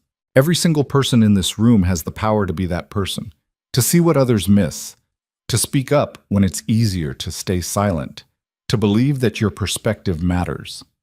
Emma's voice was strong, certain. The people who profit from fraud and deception are counting on you to doubt yourselves, to defer to authority, to assume you're not qualified to question what doesn't feel right. Don't give them that power. The applause was thunderous. After the speech, a young FBI agent approached Emma. "Ma'am, I just wanted to say thank you. Your testimony in the Laurent case inspired me to join the Bureau. I wanted to be part of stopping people like him." Emma shook her hand. "Then go stop them. The world needs people who give a damn." That night, Emma flew home to Boston. Adrian and Maya picked her up at the airport, Maya holding a sign that said, "Welcome home, Mom, the famous person." "The sign's a bit much," Emma said. "The sign is perfect," Maya corrected. "You gave a speech to 500 people. That makes you famous." "I'm not famous." "Mom, stop." Maya grabbed her hand. "You're famous to us. You're important to us. And you're really good at what you do. Accept it." Emma looked at Adrian, who shrugged. "She's 11. They're very direct at 11. "Fine," Emma said. "I accept that I'm mildly important and moderately good at my job." "We'll work on your self-assessment skills," Maya said seriously. They drove home through the city Emma had once navigated as an invisible person trying to survive. Past the Celestine Club where she'd served drinks and kept her head down. Past her old studio apartment in Dorchester with its broken locks and dealers in the hallway. Past all the places she'd been small and scared and convinced she didn't matter. She mattered now. Not because of her title or her salary or her reputation, but because she'd learned that mattering was a choice, a decision to be visible, to speak up, to trust that what she saw and knew and felt had value. At home, Maya went to bed and Adrian made tea, and Emma sat in the kitchen of the life she'd built and felt something she'd rarely felt before. Peace. Not perfect peace, not the absence of fear or doubt or struggle, but the peace of knowing she was enough, that she'd earned this, that she belonged. "What are you thinking about?" Adrian asked. "That waitress," Emma said. "The one I used to be. What about her? I wish I could tell her it gets better, that she's going to be okay, that all the pain and fear and invisibility, it's going to lead somewhere good." "I think she knows," Adrian said gently. "I think every brave thing you do now is you telling her that." Emma leaned into him, feeling the solid warmth of her husband, the quiet of her home, the steady rhythm of a life she'd built through courage and chance, and refusing to accept that people like her didn't get happy endings. Because the truth was this: there were no people like her. There were just people who'd been hurt, and people who'd been helped, and people who chose what to do with both. Emma had chosen courage, and courage had given her everything. The next morning, Emma woke to Maya shaking her shoulder. Mom, wake up. You're on the news." Emma stumbled downstairs to find the morning business show featuring a segment about her FBI speech. The headline read, "From Waitress to General Counsel, Emma Vale's Unlikely Rise." They showed clips from her speech, interviewed legal experts about her impact on international contract law, called her a pioneer, a visionary, proof that talent could come from anywhere. "How does it feel," the anchor asked, "to be a role model for people who think they can't make it in corporate America?" Emma watched herself on screen, confident, articulate, certain, nothing like the terrified waitress who'd once been too afraid to speak up in a room full of powerful people. "It feels like responsibility," TV Emma said. "Every person who contacts me saying they were inspired by my story, that's someone I have to show up for, someone I have to prove to that the system can work if you're brave enough to challenge it." Maya muted the TV. "That's a good answer. Thanks. But you should have mentioned me. I'm part of your success story. How do you figure?" "I gave you confidence and good drawing advice. That's important." Adrian laughed, appearing with coffee. "Everything is about you when you're 11. "Everything is about me always," Maya corrected. "I'm just more honest about it at 11. Emma's phone buzzed. A text from an unknown number. "Ms. Vale, you don't know me, but I'm a waitress in Chicago, and I just saw your interview. I speak 4 languages, and I've always been afraid to try for anything better. Your story made me think maybe I could." "Thank you." Emma stared at the message, tears pricking her eyes. She texted back, "You absolutely can. And when you do, remember, you're not an imposter. You're just someone who sees things differently.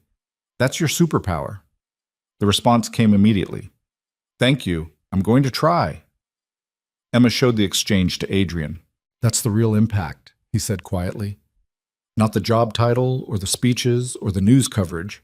It's that message, that person who's going to take a risk because you showed them it's possible." "No pressure," Emma said, but she was smiling. Because that was the point, wasn't it? Not to be perfect or flawless or some impossible ideal. Just to show up, to try, to prove that courage was available to anyone willing to reach for it. That evening, Emma got a call from the dean at BU. "Emma, I have a proposition for you. We want to create an endowed scholarship for students from non-traditional backgrounds. Foster care, poverty, first-generation college students, people who might not think they belong in higher education." The dean paused. "We'd like to name it after you, the Emma Vale Scholarship for Academic Courage." Emma sat down. "I don't know what to say." "Say yes. Let us help more people like you find their way." "How many students?" 10 full scholarships per year. Tuition, housing, living expenses, everything they need to focus on learning instead of surviving. Emma thought about all the time she'd chosen between textbooks and food, between education and rent, between trying and giving up because trying seemed impossible. "Yes," she said, "absolutely yes." "Excellent. We'll announce it next month at the scholarship gala. We'd love for you to speak." After she hung up, Emma sat in her office and cried.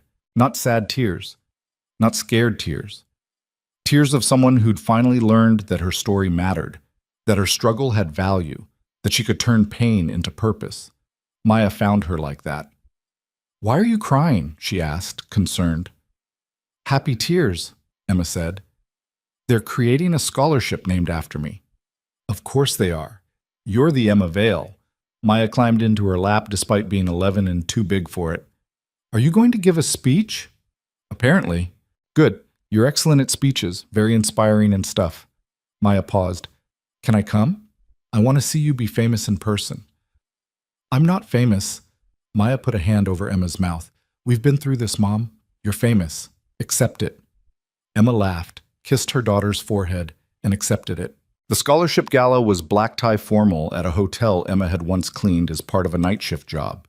She stood in the ballroom where she'd once vacuumed carpets and emptied trash cans, now wearing a designer gown and preparing to give a speech to donors who would fund scholarships in her name. The irony wasn't lost on her. When it was time, Emma took the stage and looked at the audience. Wealthy donors, university officials, scholarship recipients.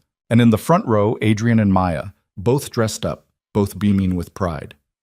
10 years ago, Emma said, I was working as a waitress. I had no degree, no connections, no reason to believe I'd ever be anything other than invisible. But I had one thing that changed everything. She paused. I had the audacity to believe that what I knew mattered, that my perspective had value, that being self-taught didn't make me less qualified than someone who'd gone through traditional channels. She looked directly at the scholarship recipients in the audience. The Emma Vale Scholarship isn't about giving charity to people who can't afford education. It's about investing in people who see the world differently because they've had to fight for every opportunity. People who spot traps others miss because they've lived in environments where missing them meant disaster. People who ask questions others don't think to ask because they understand that assumptions are expensive. Emma's voice grew stronger. This scholarship is about telling students from foster care, from poverty, from backgrounds that aren't supposed to produce success stories, telling them that they belong here, that their struggle has value, that the system needs their perspective precisely because it's different from the traditional path. She paused, letting the words land. Because here's what I've learned. The greatest innovations, the biggest breakthroughs, the most important discoveries often come from people who approached problems from angles no one else considered. People who didn't know the right way to do things, so they found better ways instead. Don't let anyone tell you that you don't belong. Don't let anyone convince you that your path makes you less qualified. And for heaven's sake, don't stay quiet when you see something wrong because you think someone more credentialed should handle it. Speak up. Trust yourself. Be brave. The world needs what you see. The applause was deafening. After the ceremony, students approached Emma with stories similar to hers. Foster care backgrounds, poverty, trauma, and dreams they'd been afraid to pursue until they saw someone like them make it. I'm starting law school next year, one young woman said, because of your story, because you proved it's possible. You proved it's possible, Emma corrected. I just showed you what you already had inside you. On the drive home, Maya was uncharacteristically quiet. What's on your mind, sweetness? Adrian asked. I was just thinking, Maya said. Mom went through all that hard stuff when she was young, and it was really unfair, but if she hadn't, she might not be who she is now. She might not save companies or teach people or create scholarships. She paused. Does that mean bad things can turn into good things? Emma and Adrian exchanged glances. Sometimes, Emma said carefully. Not always. And that doesn't make the bad things okay or justified. But sometimes we can take the pain we've experienced and transform it into something that helps other people. Like how you turned being invisible into teaching people to be seen. Exactly like that. Maya nodded, satisfied. That's pretty cool, Mom. You're pretty cool, kid. I know, Maya said. I take after you. That night, after Maya was asleep, Emma stood on the back porch looking at the city lights and thinking about the speech she'd given, about the students who'd approached her with hope in their eyes, about the waitress in Chicago who'd texted her, about Maya's observation that pain could become purpose. Adrian joined her, wrapping an arm around her waist. Big day, he said. Yeah. How do you feel? Emma thought about it, really thought about it. Grateful, she said finally, for all of it, even the hard parts. Because they made me who I am. And who are you? Emma smiled. Someone who matters, someone who sees things others miss, someone who's not afraid to speak up anymore. Someone who changed the world, Adrian added, maybe just a corner of it. A pretty important corner. They stood together in the darkness, and Emma thought about the journey from invisible to essential, from worthless to valued, from afraid to brave. It hadn't been smooth, hadn't been perfect, had involved setbacks and fears and moments when she'd wanted to give up. But she hadn't given up. And that made all the difference. Years later, Emma would look back on her life and see it clearly. Not as a rags to riches fairy tale, but as a lesson in the power of courage. The courage to speak when silence was safer, to believe in yourself when no one else did, to take up space when you'd been taught to stay small. She'd learned that strength wasn't about never being afraid. It was about being terrified and doing the brave thing anyway. That worth wasn't determined by credentials or background or who believed in you. It was determined by what you did when the moment came. That family wasn't about blood or biology. It was about choosing each other every day, about showing up, about love as an action, not just a feeling. And most importantly, she'd learned that being seen wasn't dangerous. Staying invisible was. Because invisible people couldn't change the world, couldn't save companies, couldn't inspire students or create scholarships or prove that people from nowhere could become someone. Emma had refused to stay invisible, and in doing so, she'd become exactly who she was always meant to be. Not perfect, not flawless, not without fear or doubt or struggle, just brave enough to try. And brave enough turned out to be enough.